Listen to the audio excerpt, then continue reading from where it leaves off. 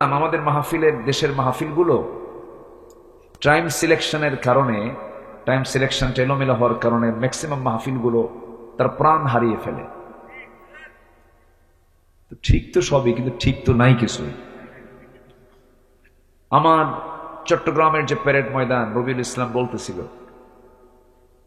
চট্টগ্রামে এই মাহফিলটা আল্লামা সাইদ রাহিমাহুল্লাহ একটানা 29 বছর করেছেন। আরো 18 বছর উনি করতে পারতেন। আজকে 18 বছর পর শুরু হয়েছে মাহফিল, 5 দিন ব্যাপী। আলহামদুলিল্লাহ। আমি একদিন ছিলাম, এই নগণ্য গোলামকে তারা মেহমান বানিয়েছিলেন। আমি যদি উপযুক্ত না, তারা আমাকে আমন্ত্রণ করেছিলেন। আমি তো জানি আমার এলেম কালাম কুদ্দুর, আমি আব্দুল্লাহ আমিন, আমি তো বুঝি আমার কি এলেম আছে, কিচ্ছু নাই। কিন্তু ওই যে ওই বাটখারার মতো ছোটবেলায় আব্বার সঙ্গে হাটে যেতাম, তো আগে তো ডিজিটাল মেশিনে মাপ হতো না, আগে হতো যে কি দিয়া, বাটখারা দিয়ে, দাড়ি পাল্লা দিয়ে। তো ওই বাটখারাগুলো রেখে দিত, সাজায় রাখতো। সবচেয়ে বেশি ওজন যেটা, সেটা হলো যেটা সবচাইতে বেশি ওজনের, সেটা নিচে থাকে। ধরেন 5 কেজি, এরপরে 2 কেজি, 2000 গ্রাম, 1000 গ্রাম, 500 গ্রাম, 250 গ্রাম, 200 গ্রাম, 100 গ্রাম, 50 গ্রাম, সর্বশেষ হলো 25 গ্রাম। তো ওটা থাকে সবার উপর, আমি হলাম সেই 25 গ্রাম। কিন্তু উপরে রাখে তো মানুষ, কিন্তু ওজন নাই, এলেম কালাম তেমন কিছু নাই, মানুষ উপরে রাখে। তো যাই হোক, ওই মাহফিলটা 10টার মধ্যে মাহফিল শেষ হয়ে যায়। এটির সৌন্দর্য কেন? মানুষ যা শোনে মনে রাখতে পারে, এবং আলোচক যা বলে এটাও সুন্দর করে উনি বলতে পারেন। কিন্তু আমার দেশের ম্যাক্সিমাম মাহফিলগুলো মূল বক্তা তুলতে সময় লেগে যায় মাত্র 11টা। আজকে তো 1 ঘন্টা আগে উঠতে পারছি, বলি আলহামদুলিল্লাহ। মানে লেখা থাকে প্রধান বক্তা, কিন্তু মাহফিলে হয়ে যায় শেষ বক্তা, শেষ। কোনো কিছুই ঠিক থাকে না। যাই হোক, অনেক মাহফিলের চাইতে আমার এই মাহফিলটা আজকে আমার সাজানো গোছানো মনে হচ্ছে, বলি আলহামদুলিল্লাহ। সম্মানিত হাজিরিন, আমি সেখান থেকে কথা বলবো যেখান থেকে আমার অভ্যাস অনুযায়ী আমি তেলাওয়াত দিয়ে শুরু করেছি। সেই সূরাটি হলো সূরাতুর রাআদ। রাআদ মানে হলো বজ্রপাত। রাআদ মানে কি বলেন তো? বজ্রপাত। এর এলাকায় এলাকায় কি বলে এটা? ঠাটা। কি পড়ে? ঠাটা না? বাস পড়ে না? আচ্ছা, বাস পড়ে, ঠাটা পড়ে, আবার কিছু কিছু এলাকায় বলে দেয়ার ডাক, এরকম বলে। তো এটাকে আরবিতে আর-রা'দ, বজ্রপাত, মেঘের ঘর্ষণে যে আওয়াজটা হয়, এই সূরার নামকরণ করা হয়েছে এই নামে। তো আমি, এটা হলো 13 নম্বর সূরা। কত নম্বর সূরা বলেন? 13 নম্বর সূরা। আমি সেখান থেকে কিছু কথা বলতে চাচ্ছি। এই পৃথিবীতে যারা বিবেকহীন, তারা কোনোদিন দুনিয়াতেও ভালো চলতে পারে না, আর বিবেকহীন লোক তো জান্নাত পেতেও পারে না। না কি মনে করেন আপনারা? পৃথিবীর সবচাইতে বড় রাডার হলো বিবেক, কমন সেন্স। কমন সেন্স যার আছে সে মানুষ, যার কমন সেন্স নাই সে কি মানুষ? হয়তো তার কোথাও একটা তার ছেঁড়া আছে, অথবা কোনো একটা সমস্যা, তখন সে বিবেকহীন হয়ে যায়। মানুষের বৈশিষ্ট্য হলো সে তার সতরটাকে ঢেকে রাখবে, নাভি থেকে হাঁটুর নিচ পর্যন্ত, মেয়েরা মাথা থেকে পা পর্যন্ত, এটা ঢেকে রাখা হচ্ছে তার মানুষের কাজ। কিন্তু আজকের সমাজে সতরটাও ঢাকে না। ওটা কি বিবেকবান না বিবেকহীন? বিবেকবান না বিবেকহীন? বিবেকহীন। কমন সেন্সই নাই। তো ইমানদার সবচাইতে বেশি বিবেকবান বলা হয়, যার মধ্যে ইমান থাকে সে বিবেকবান বলা হয়। আরবিতে এটাকে বলা হয় উলুল আলবাব। উলুল আলবাব। তো আজকে উলুল আলবাব কারা, বিবেকবান কারা আল্লাহর দৃষ্টিতে, আজকে আমি তাদের কিছু বৈশিষ্ট্য, 9টা বৈশিষ্ট্য আছে, আমি একটা একটা করে তুলে ধরবো। আমি 3 রাত নেব না, শুধু 1 রাত নেব। আমি 2013 সালে পাবনা জেলার দারুল আমান ট্রাস্ট, আমার আলোচনা যারা শুনেছেন, আমি একটানা সেখানে 3 দিন মাহফিল করেছি। 3 দিন, 4 বছর, 12টা মাহফিল, 12টা অধিবেশন আমি সম্পূর্ণ করেছি। তো এই ঐতিহ্য, এই ধারাবাহিকতা ইদানিং কেমন যেন একটা ভাটা পড়েছে। খালি ভাব, শুধু একটু মোশান, মোটিভেশনাল কিছু মানে ধুমধাম কিছু কথাবার্তা বলে চাপা চুপা মেরেই সব হেরে যায় না। কোরআন শোনার জন্য আগে দরকার হলো সময়। আগে দরকার কি বলেন তো? টাইম দরকার। সময় নিয়ে একটা আলোচক যদি কথা বলতে পারেন একটানা একটা জায়গায় 2 দিন 3 দিন, সেখানে কিছু মানুষ নিতে পারে, আলোচকও কিছু দিতে পারেন, আর যারা শ্রোতা তারাও কিছু নিতে পারেন। এটা রূপ দিয়েছিলেন আল্লামা সাইদ রাহিমাহুল্লাহ। তিনি কোথাও 1 দিন করতেন না, বেশিরভাগ জায়গায় মিনিমাম 2 দিন, 5 দিন পর্যন্ত তিনি একটা মাহফিলে তিনি আলোচনা করেছেন। বলি আলহামদুলিল্লাহ।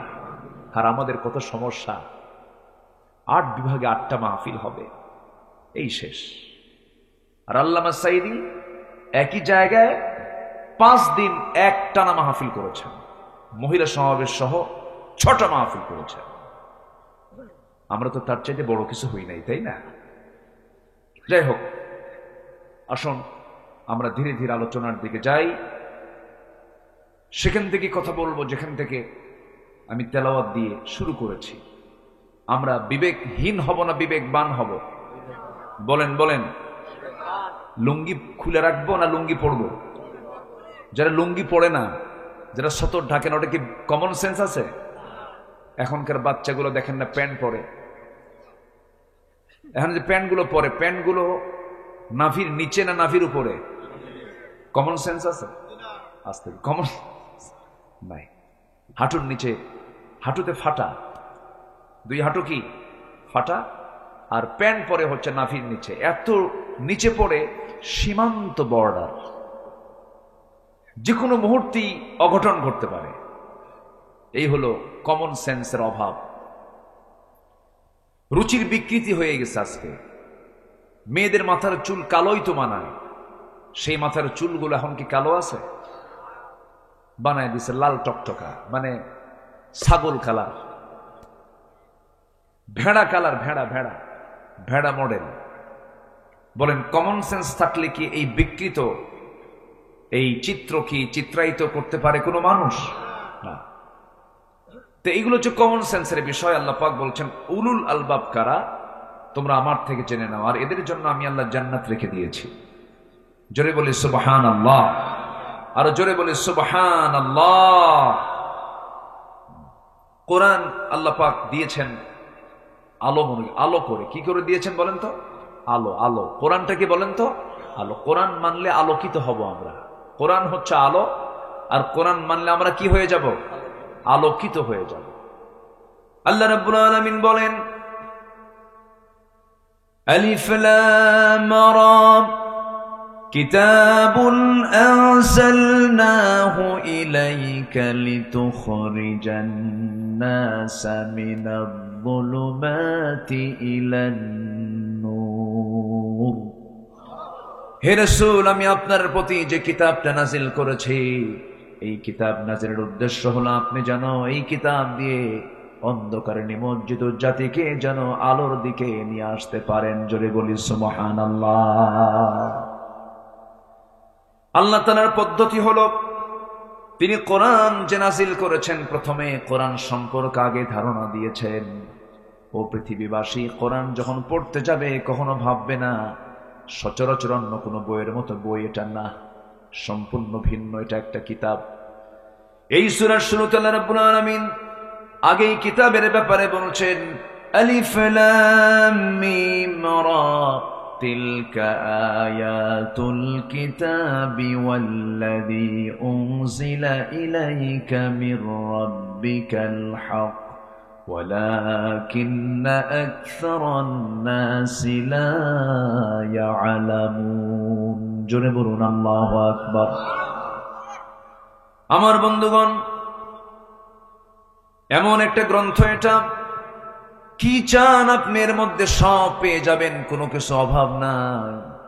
পৃথিবীর যত জ্ঞান আছে সমস্ত জ্ঞানের মূল সেন্টার হলো এই কিতাব।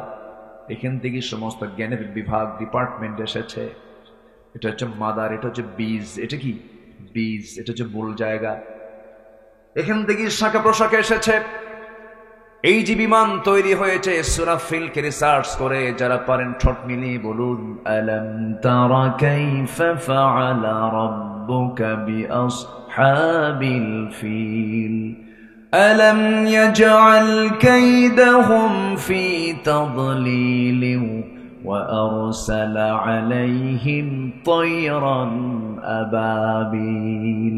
আল্লাহর বিমানের নাম কি বলুন? আরো জোরে বলেন। তয়ের মানে হলো বিমান। তয়ের মানে কি?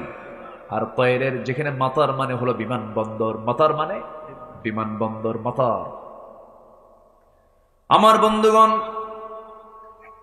আবার বোমা হামলা কেমনে করে সূরা ফিলের মধ্যে আছে, তারমিহিম বিহিজারাতিম মিন সিজ্জিল। ওই বিমান থেকে, আবাবিল থেকে, সেখান থেকে দুটা করে বোমা, সিজ্জিল নামক বোমা নিক্ষেপ করা হয়েছিল ওই বাদশাহ আব্রাহার হাস্তি বাহিনীর উপরে, যে আল্লাহর ঘর কাবা ভাঙতে গিয়েছিল। কত আগের কথা, কত আগের ঘটনা। রাসূলকে লক্ষ্য করে বলছেন, আলাম তারা কাইফা, আপনি কি লক্ষ্য করেছেন? আপনি কি দেখেন নাই আপনার প্রভু আসহাবুল ফিলদের সঙ্গে কেমন আচরণ করেছেন? আপনি টেনশন করবেন না, সে আল্লাহ আমি আছি। যতই ষড়যন্ত্র করুক না কেন, আমি আপনাকে বিজয় দিয়ে দেব। জোরে বলি সুবহানাল্লাহ। সব কিছুর মধ্যে আছে। আউযু বিল্লাহি মিনাশ শাইতানির রাজীম।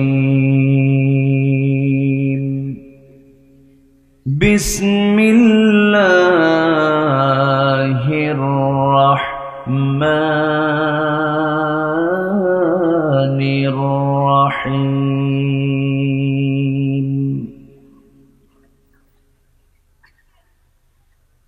আফামান ইয়া'লামু আন্নামা উনজিলা ইলাইকা মির রাব্বিকাল হাক্কু কামান হুয়া আ'মা।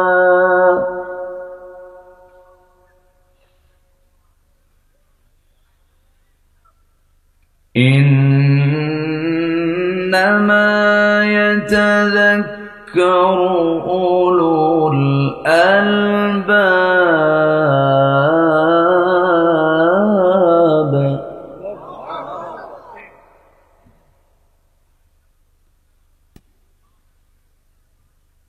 الذين يوفون بعهد الله ولا ينقضون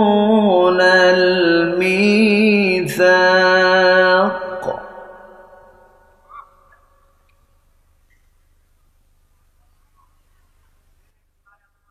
والذين يصلون ما أمر الله به أن يوصل ويخشون ربهم ويخافون سوء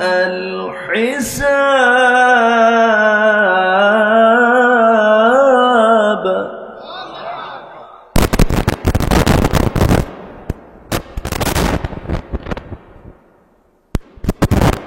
والذين صبروا ابتغاء وجه ربهم وأقاموا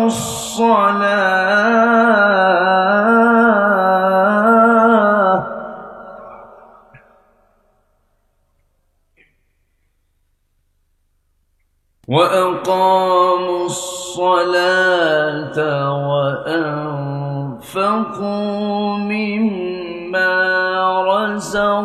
رزقناهم سرا وعلانية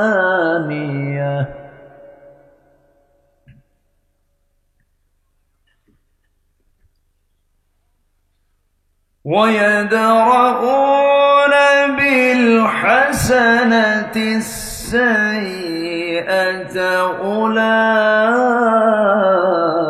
أولئك لهم عقبى الدار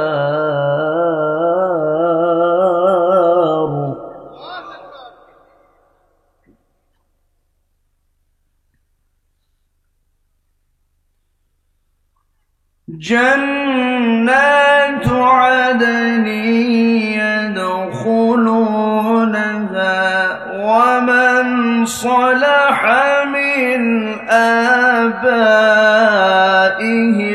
وأزواجهم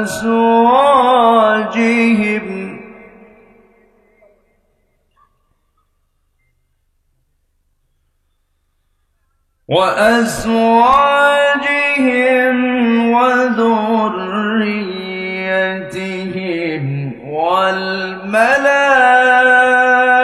والملائكة يدخلون عليهم من كل باب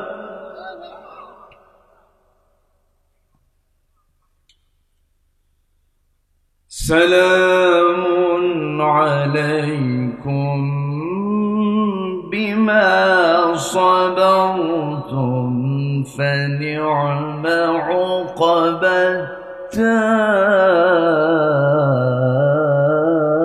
الدار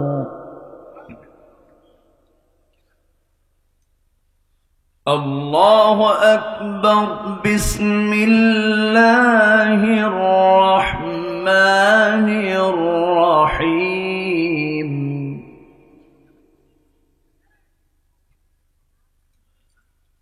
إن الله وملائكته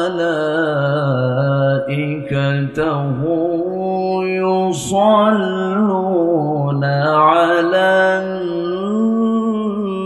النبي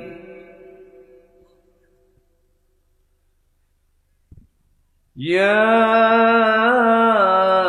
أيها الذين آمنوا صلوا عليه وسلموا تسليما اللهم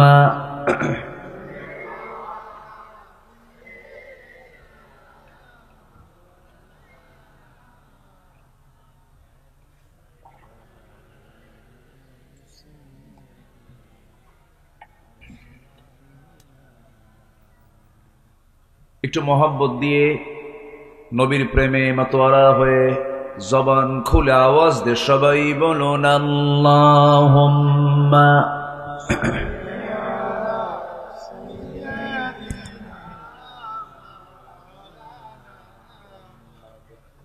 وعلى آله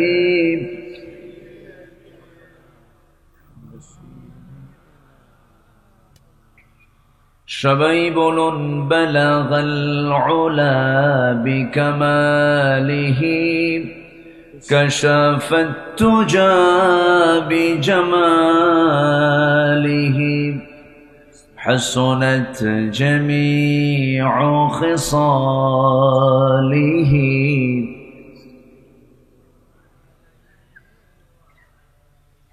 فوناي فولتو बुलबुल का तरन्नुम वीना हो चमने दहर में कलियों का तबस्सुम वीना हो बलगल उला बिकमालिही कशाफत तुजा बिजमालिही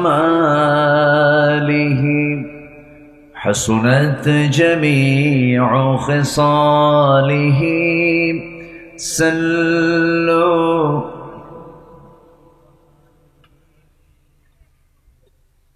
আমি কোরআনের সুর মাঝে শুনেছি যে নাম, আজানের সুর মাঝেও শুনেছি সে নাম। ও নাম শুনেছি আমি আমার হৃদয়, হে রাসূল নবীজি তোমায়, হে রাসূল নবীজি তোমায়। সবাই বলি সাল্লাল্লাহু আলাইহি ওয়াসাল্লাম।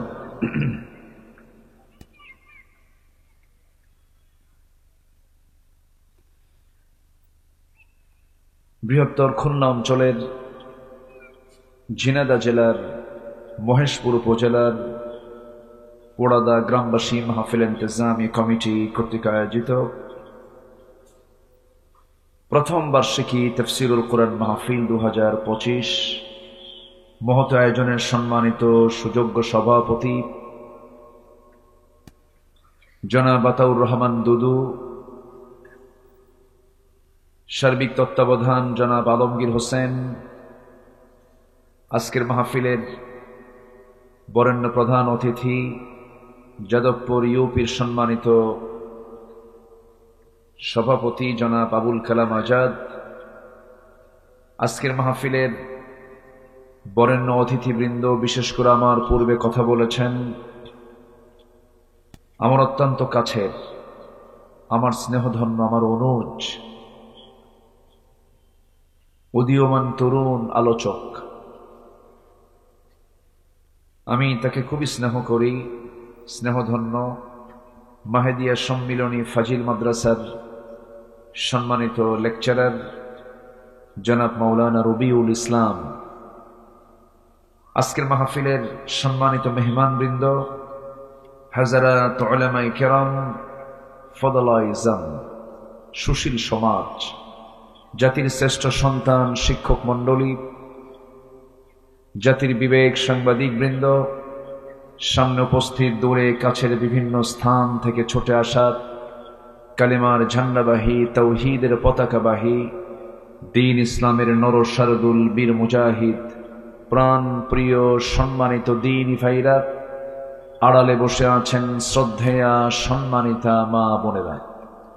আলোচনার সূচনায় আনুষ্ঠানিকতার মধ্য দিয়ে আমার পক্ষ থেকে আবারও দিল খোলা সালাম, আসসালামু আলাইকুম ওয়া রাহমাতুল্লাহি ওয়া বারাকাতুহু।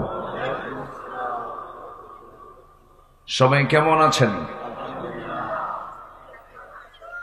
আমাকে প্রশ্ন করে ফেলেছেন। আল্লাহ তাআলা আমাকে আপনার সাথেই তো বসে রেখেছেন। বলছি আলহামদুলিল্লাহ। মহান রব্বে করিমের শুকরিয়া যে আমরা একটা সুন্দর অনুকূল পরিবেশ, মুক্ত মন, মুক্ত চিন্তায় কোরআন মাহফিল শোনার সুযোগ পেয়েছি। বলি আলহামদুলিল্লাহ। সম্মানিত ভাইয়েরা, যিনি আমাকে আপনাকে এমন সুন্দর একটি আয়োজন, সুন্দর একটি পরিবেশ, সুন্দর একটি অবস্থা সৃষ্টি করে দিয়েছেন, সেই মহান জাল্লা শানুহুর দরবারে আমরা সবাই লাখ কোটি সেজুদ শুকর আদায় করি, মুহাব্বাতান বলে উঠছি আলহামদুলিল্লাহ। চিৎকার মেরে বলছি আলহামদুলিল্লাহ। সবাই বলি আল্লাহুম্মা ইন্নী আসআলুকা আল হুদা ওয়াত তুকা ওয়াল আফাফা ওয়াল গিনা। সবাই বলি আল্লাহুম্মা আইন্নি আলা যিকরিকা ওয়া শুকরিকা ওয়া হুসনি ইবাদাতিকা।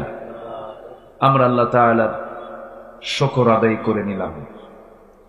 সম্মানিত ভাই সব,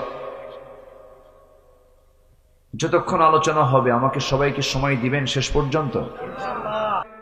আমি খুলনায় আসলাম, আমার কাছে একটা লোভনীয় জিনিস মনে হয়, রবিউল ব্যবস্থা করে দিবা, মধু দরকার, মধু। মধু কি দরকার? খুলনা মানে কি বলেন? কিসের জায়গা? খুলনায় কি আছে বলেন? কোন বন? সুন্দরবন। গোটা পৃথিবীর আশ্চর্য যত জিনিস আছে দেখার মতো, সুন্দরবন হলো গোটা পৃথিবীর একটা সুন্দরতম জায়গা। যেরকম সুবহানাল্লাহ। হরিণ আছে, আছে না? বাঘ আছে। হরিণ আছে যেখানে, বাঘ আছে সেখানে। মিস জেনে হয় না এবছর। মধু, মধুটা হচ্ছে আমার আল্লাহ তাআলার স্পেশাল ওষুধ কোম্পানি। সুবহানাল্লাহ বলবেন না? আর এই ওষুধ কোম্পানির ডিপার্টমেন্ট আল্লাহ কোনো মানুষকে দেন নাই, দিয়েছেন হলো একটা ছোট্ট প্রাণী যার মুখে হুল ফুটায়। কি নাম? মৌ মাছি। সব মাছি না, কিন্তু কিছু কিছু মাছি পায়খানা তো পড়ে, ওগুলো না। আমরা হব মৌমাছি। জোরে বলি ইনশাআল্লাহ। আমরা কি মাছি হব? মৌমাছি। আমরা আলু হব না, আমরা হব যে আলু মিষ্টি, শুধু সিদ্ধ করেই খাওয়া যায়, মিষ্টি আলু। আর গোল আলু নাই। আল্লাহু আকবার বলেন। যদি মানুষ এই ওষুধগুলোকে নষ্ট না করতো, কোন ওষুধ লাগতো না তো। আমার বন্ধুগণ, প্রসঙ্গ যখন চলে এলো একটু মনোযোগ সহকারে সবাই শুনুন। মৌমাছি, আল্লাহ রাব্বুল আলামিন এর মধ্যে 114 সূরা দিয়েছেন। 114 সূরা দিয়েছেন। 114 সূরার মধ্যে অন্যতম একটা সূরা হলো সূরাতুন নাহাল, মৌমাছি। তাহলে একটা প্রাণীর নামে সূরা মানে কি? অবশ্যই এই প্রাণীর কিছু রহস্য আছে। আচ্ছা, আমার আলোচনায় কি কষ্ট হচ্ছে নাকি আপনাদের? অনেকে আবার গরম কিছু শুনতে আসে। হুজুর একটু হাসিনাকে গালি দেন। সে তো চলেই গেছে, ওরে নিয়ে এত কথা বলার দরকার আছে নাকি? কিছু কিছু জায়গায় সে খালি গরম, জিহাদি আছে না, এরকম আছে না? আছে না? এত বলার দরকার নাই তো। আমরা এতটুকু শুধু বলি, যারা এগুলো করেছেন অপকর্মগুলো, আলেমদেরকে যারা মেরেছেন, জেল খাটিয়েছেন, তওবা করে ফিরে আসেন, আমরা মাফ করে দেব। কিন্তু ষড়যন্ত্র করবেন, হুল ফুটাই দেব। কিন্তু এখন সুযোগ আমাদের। ওরা এতদিন তালিকা করেছে, এখন আমাদের তালিকা করার সময় এসেছে। আমরা আপনাদের চরিত্র নিয়ে চলি না, আমাদের দিল এত ছোট না। আমার নবীজি মক্কা বিজয়ের দিন তিনি বললেন, সবাইকে মাফ করলাম, 17 জন মাফ হবে না। এর মধ্যে একজন হলো ইকরামা ইবনে আবু জেহেল। আবু জেহেলের ছেলে ইকরামা, সে সব যুদ্ধে নবীর বিরুদ্ধে অংশগ্রহণ করেছে। রাসূল ওকে মাফ করবো না, ওকে শেষ করবা তোমরা। রাসূল বলে দিলেন, আমার দেশেও কিছু ক্ষমার অযোগ্য কিছু আসামি আছে, ওদের কোনো ক্ষমা নাই। খেলা হবে না, পালাইছো কেন? ঠিক কিনা? কি ঠিক কিনা? হুজুর সপ্তাহ ঠিক আছে, এত ভুল হওয়ার দরকার, মানে এত চিন্তার দরকার নাই, সময় মতো সব ঝাড়বো ইনশাআল্লাহ। জোরে বলি ইনশাআল্লাহ। বসেন। ওরা আমাদেরকে মেরে ফেললো, আর আমরা কিছু কথা বলতে পারবো না? কি কথা বলার দরকার আছে না নাই? সম্মানিত ভাইয়েরা, মৌমাছি এটা এমন একটা প্রাণী, আল্লাহু আকবার, আল্লাহু আকবার। এই প্রাণীকে রিসার্চ করে মোবাইল তৈরি হয়েছে। আলহামদুলিল্লাহ বলবেন না? মানে কোরআন তো একটা গবেষণার কিতাব, তো এটা জাস্ট অনুমান আন্দাজ করে কথা বলা নয়। কোরআন হচ্ছে রিসার্চের কিতাব। এটা মৌমাছি যে কত বড় একটা ডিপার্টমেন্ট। আল্লাহ তাআলা নিজে বলতেছেন যে মধু এমন একটা আমি তোমার জন্য পানীয় করে দিয়েছি যেটা জান্নাতেও পাবা। সুবহানাল্লাহ বলবেন না? এবং দুনিয়াতে দিচ্ছি, এটা পৃথিবীর কোনো মানুষকে এটা দিয়ে আমি বানাচ্ছি না, আমি বানাচ্ছি মৌমাছিকে দিয়ে। আল্লাহু আকবার বলেন। এটা খাও, ক্যান্সার ভালো হয়ে যাবে। এটা খাও, তোমার হাই প্রেশার বন্ধ হয়ে যাবে। এটা পান করো, মৃত্যু রোগ ছাড়া সব রোগের ঔষধ আমি এর মধ্যে ঢুকায় দিয়েছি। কার কথা বলেন? কার কথা? একটু শোনেন, মনোযোগ দিয়ে কথাগুলো শুনবেন, কাজে লাগবে। দেখেন আমার বন্ধুগণ, এই মৌমাছিকে নিয়ে, মৌচাক নিয়ে শতকের বড় শতক, হাজারো গবেষণা করেছে মানুষ। সর্বশেষ 1973 সালে অস্ট্রিয়ান একজন বিজ্ঞানী কার্ল ভন ফ্রিচ মৌমাছির জীবন চক্র নিয়ে গবেষণা করে তিনি নোবেল পুরস্কার পর্যন্ত পেয়েছেন। তিনি এই বিষয়ে একটা বইও লিখেছেন যার নাম হলো দ্য ড্যান্সিং বিজ। তিনি সর্বপ্রথম ফটোগ্রাফির মাধ্যমে প্রমাণ করে দেখিয়েছেন মূলত ফিমেল ওয়ার্কার বি, অর্থাৎ স্ত্রী মৌমাছিগুলো মধু সংগ্রহ করে এবং মৌচাকের ডিপার্টমেন্ট তার হাতে থাকে। পুরুষ মৌমাছি না, স্ত্রী মৌমাছি, রানী মৌমাছি।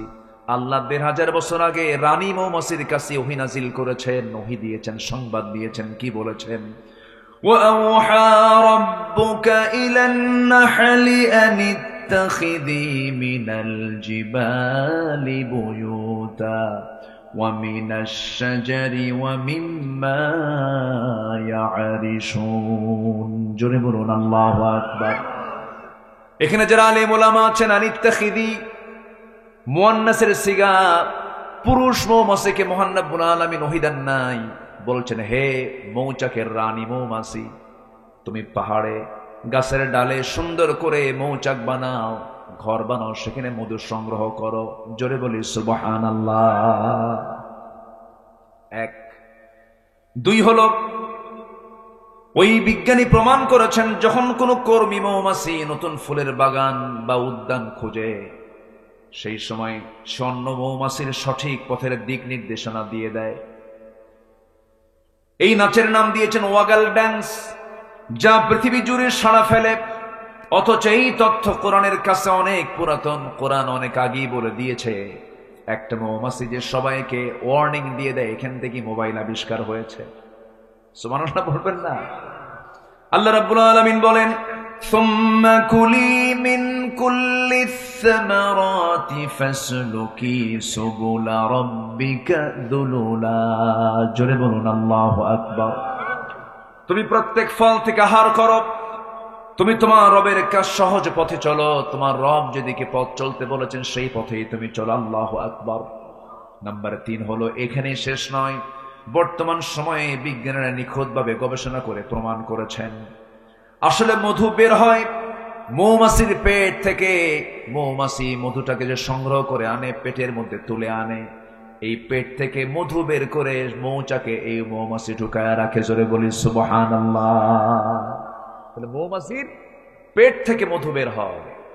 আল্লাহ রাব্বুল আলামিন এই কথাটা ১৫০০ বছর আগে বলেছেন। আল্লাহ রাব্বুল আলামিন বলেন, يخرج من بطونها شراب مختلف ألوانه فيه شفاء للناس إن في ذلك لآية لقوم يتفكرون। জোরে বলুন আল্লাহু আকবার। আমার ভাইরা, এই মধুতে মহান রব্বুল আলামিন কত নিয়ামত রেখে দিয়েছেন। একটা আশ্চর্যজনক বিষয় হলো, 1 পাউন্ড মধু বানাতে এখানে 1 কেজি মধুর দাম কত? 1200 টাকা। 1500 টাকা নয়, 2000 টাকাই ধরেন, ঠিক আছে। কিন্তু 1 পাউন্ড মধু বানাতে 550 মৌমাছিকে প্রায় 20 লাখ ফুলে ভ্রমণ করতে হয়। সেখানে একটা কর্মী মৌমাছিকে 80,000 কিলোমিটার পথ অতিক্রম করতে হয়। অন্য একটা গবেষণার তথ্য মতে জানা যায় প্রায় 14.5 লাখ কিলোমিটার পথ অতিক্রম করলে পরে 1 পাউন্ড মধু সংগ্রহ করা হয়। জোরে বলি সুবহানাল্লাহ। 14 লাখ কিলোমিটার মানে হলো গোটা পৃথিবীকে 3 বার প্রদক্ষিণ করা যাবে। এত ডিস্টেন্স ঘুরে ঘুরে 550টা মৌমাছি 1 পাউন্ড মধু তৈরি করতে পারে। জোরে বলি সুবহানাল্লাহ। মাত্র কত কেজি? 1200। হিসাব তো নাই আমাদের কাছে। আল্লাহু আকবার বলবেন না? যদি এটাকে হিসাবে নেওয়া হয়, কোটি কোটি টাকা দাম হওয়ার কথা ছিল। কিন্তু সেই সুন্দরবনের মধু সুন্দরবন থেকে আসতে আসতে সুন্দর থাকে না, অসুন্দর হয়, অসুন্দর হয়ে যায়। কিন্তু সে অসুন্দর করলো যারা, আমি তো মনে করি তাদের ফাঁসি হওয়া দরকার। 14.5 লক্ষ কিলোমিটার সফর করে 1 পাউন্ড মধু মৌমাছি বের করে আনে মানুষের জন্য। আবার ওই মৌচাকের মুখে থাকে হলো পুলিশ মৌমাছি, অ্যাডমিনিস্ট্রেশন চালায় তারা। কোন কর্মী মৌমাছি যখন ভিতরে ঢুকতে নিয়ে, মধু ঢুকাতে নিয়ে যখন তার পায়ের মধ্যে কোনো জার্ম থাকে, ময়লা থাকে, এই পুলিশ মৌমাছির কাজ হলো অস্ত্র নিয়ে তারা দাঁড়ায় থাকে 4-5টা একসঙ্গে। ওই একটাকে ধরে কামড় মেরে মেরে ফেলে দিয়ে বলে, খবরদার, আল্লাহ নাজিল করেছেন কোন জার্ম এই মৌচাকের মধ্যে ঢুকানো যাবে না। আল্লাহ আছে? আমারে তাকায় আল্লাহ, আল্লাহ আমারে দেখেন, আল্লাহ আমারে দেখেন, দেখেন। আমার বন্ধুগণ, আবার এই মৌচাকের ভিতরে পরিমিত তাপমাত্রা থাকতে হবে। স্বাভাবিক তাপমাত্রা থাকলে পরে মৌমাছিগুলো মধুগুলো ঠিক থাকবে, নচেত নষ্ট হয়ে যাবে। এর একটা মেজারমেন্ট আছে, 35 ডিগ্রি সেলসিয়াস। কত? এখানে আমরা এখন তাপমাত্রা কত দেখো তো মোবাইলে, কত ধরেন এখন আছে হয়তো বা 18 থেকে 20 ডিগ্রি সেলসিয়াস তাপমাত্রা আমরা আছি। এই সময় কোন মৌচাকের ওই মধুগুলো সংরক্ষণ করার জন্য যদি এরকম কম তাপমাত্রা থাকে, সেই সময় ওই মৌমাছিগুলো ব্যস্ত হয়ে পড়ে। কেমন করে ব্যস্ত হয়? যদি কমে যায় 30 ডিগ্রিতে যদি নেমে আসে, তখন মৌমাছিগুলো সবাই একত্রিত হয়ে তাদের ডানাগুলো ঝাঁপিয়ে তাপমাত্রা বৃদ্ধি করে। আবার যদি কখনো তাপমাত্রা বেড়ে যায়, সেই সময় ওই পাখাগুলোকে উল্টা দিকে ডানা ঝাপটায় মৌচাকের তাপমাত্রা ঠান্ডা করে। জোরে বলে সুবহানাল্লাহ। এই সেই রব যিনি এরকম করে প্রত্যেকটা জায়গায় আমার আপনার খেদমতের জন্য সব কিছু নিয়োজিত রেখেছেন। জোরে বলি সুবহানাল্লাহ। বাড়ির গাভীর দিকে তাকায় দেখেন, গাভী কি খায়? ঘাস। গাভী কি খায়? ঘাস। এটাকে প্রসেস করে সাদা দুধ কে বানায় দেন? আসতে বলে কে বানায় দেন? খাইতো হুঁশ পাই না, খাইতো কিন্তু হুঁশ পাই না। আমার বন্ধুগণ, সেই মহান রব্বুল আলামিন বলছেন, বান্দা বিবেকহীন হইস না, আমারে ভুলে যাস না। সবাইকে ভুলে গেলে ও তোর লস হবে না, কিন্তু আমাকে ভুলে গেলে তোর মহা লস হয়ে যাবে। দুনিয়ার কাউকে ভুলে গেলে কোনো যায় আসে না কে বলেছে আমার আপন বাবা, কে বলেছে মা বলেছে আপন, কে বলেছেন ভাই বলেছে আপন, কে বলেছে ভাই আপন, কেউ তো আমার আপন না। সন্তান আমার আপন না, এখন মরে যাব, সব আমার জন্য পর হয়ে যাবে। কিন্তু যিনি কখনো আমার আপন থেকে দূরে যাবেন না, যিনি আমাকে ছেড়ে যাবেন না, যিনি আমাকে ভুলে যাবেন না, যিনি আমাকে কখনো ভুলতে পারেন না, তিনি আমার কে? জোরে বলেন, তিনি আমার কে? কিন্তু আমরা বড় অকৃতজ্ঞ, আমরা আল্লাহকেই ভুলে থাকি সবার আগে।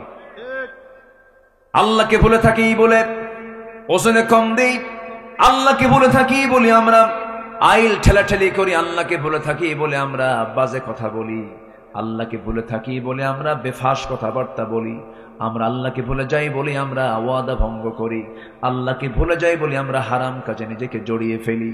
কিন্তু আমার বন্ধুগণ, কারো চোখ ফাঁকি দিতে পারলেও কিন্তু একজনের চোখ ফাঁকি দেওয়া যায় না, তিনি আমার কে? আল্লাহ রাব্বুল আলামিন বলেন, ও বান্দা তুমি আমাকে ভুলবা কেমনে, আমাকে ফাঁকি দিবা কেমনে? ওয়ায়ালামু খাইনাতাল আ'য়ুনি ওয়া মা তুখফিস সুদূর। তোমার চক্ষু কি খেয়ানত করলো, তোমার অন্তরে তুমি কি দানা বেঁধেছো, কি চিন্তা করতেছো, পৃথিবীর কেউ না জানলেও আমার আল্লাহর কুদরত সঙ্গে সঙ্গে তা জেনে যায়। জোরে বলে সুবহানাল্লাহ। অতএব আমরা স্মরণ করব সবচেয়ে বেশি কাকে? আসতে বলবেন না, কাকে? আমার বন্ধুগণ, হয়তো দেখতে একটু সাদা দেখা যায় মানুষকে, কিছু মানুষকে কালো দেখা যায়, কিন্তু চামড়ার নিচে সব ভিন্ন রকম না একরকম। আজ থেকে ভিন্ন রকম না একরকম। দেখেন না রবিউল কত দেখতে সুন্দর, একদম ইউসুফ আলাইহিস সালামের মতো চেহারা, তাই না? কি সুন্দর চেহারা, বলি আলহামদুলিল্লাহ। মাশাআল্লাহ, গোশত আছে গায়ে, আমার তো কয়েকশোটা গোশত গায়ে, গোশত টোশতও নাই।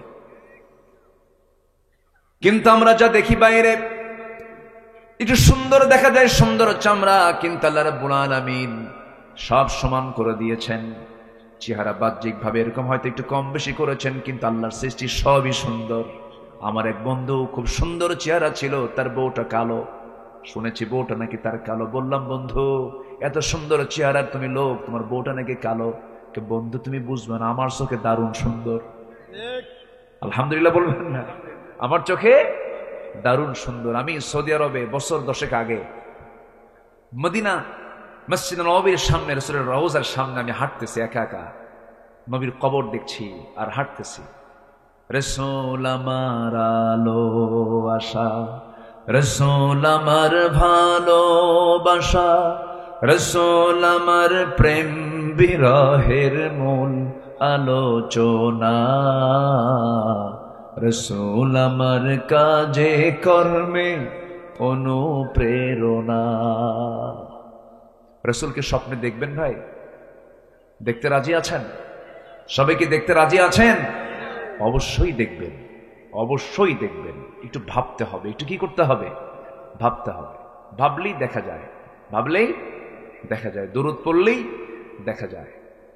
তো আমি হাঁটতেছি, রাসূলের রওজার আশপাশ দিয়ে হাঁটতেছি, হঠাৎ করে সামনে একটা লোক ধরা পড়লো, নাইজেরিয়ান একজন নিগ্র কালো কুসকুসে মানুষ, অনেকগুলো মানুষ সেখানে। তা আমি লম্বায় প্রায় 71 ইঞ্চি আমি লম্বা, মানে 5 ফুট 11 ইঞ্চি আমার ওজন, মানে হাইট। তো আমি নিজে নিজেই ভাবি আমি মনে হয় বেশি লম্বা মানুষ, 6 ফিট মানুষ প্রায় তো কমই পাওয়া যায়। এদিকে আমার হাইটও 71 ইঞ্চি, আবার ওজনও 71 কেজি। তা আমি ওনার দিকে তাকায় দেখি আমার চাইতে মনে হলো সে ফুট 1.5 বড় হবে, 7.5 ফিট উঁচা লম্বা। আমি তার কোমরের কাছে পড়ে আছি, আমি এরকম করে চাই আছি। এত কালো, তাও চকচকা কালো। কি কালো বলেন তো? চকচকা কালো একদম, মানে দাঁত ছাড়া কিছু দেখা যাচ্ছে না, শুধু একটাই সেখানে শুধু সাদা দেখা যায়, সেটা কি? দাঁত। একদম কালো, ঘন কালো। মাথার চুলও কালো, চুলের সাথে চামড়া মিলে গেছে একদম। সে চুলগুলো আবার খাড়া খাড়া শক্ত, গুনার মতো। গুনা বোঝেন তো? গুনার মতো শক্ত। তো আমি তাকে দেখেই আমি বললাম, মিনাইনা যেটা ইয়া আখি, আমার ভাই আপনি কোন জায়গা থেকে আসছেন, আপনার বিলাদ দেশ কোথায়? বলল আফ্রিকা, নাইজেরিয়া। তো বললাম যে ভালো আছেন তো? হ্যাঁ ভালো। তা আমি আমার দিকে বারবার চেয়ে আছে, আমি কি যেন বলবো তাকে, সে আমার দিকে চেয়ে আছে। তো আমি তাকে বললাম যে এই যে সুন্দর সুন্দর মিশরি, ইরান, ইরাক, আরব, এরা এত সুন্দর, আমেরিকার মানুষ, তারপরে পশ্চিমের মানুষ, ইউরোপের মানুষ, এত সুন্দর সাদা চামড়া, এত সুন্দর দেখতে, এগুলোর চেহারার দিকে যখন আপনি তাকান তখন কি আপনার খারাপ লাগে না? তখন সে আমার দিকে তাকায়া একটা মুচকি হাসি মেরে, সে তো সবার চাইতে উঁচা, তো 7.5 ফিট উঁচা প্রায়, নখ এরকম মোটা নখ, এই শাল আঙ্গুলিটা এত মোটা, আমার কবজি এত মোটা না, এরকম মোটা নখ নিয়ে উঁচা করে বলতেছে, এগুলো কোনো চেহারা হলো? চেহারা তো আমার। কি কথা কি বুঝতেছেন আপনারা? বলছে এগুলো কোনো চেহারা হলো নাকি?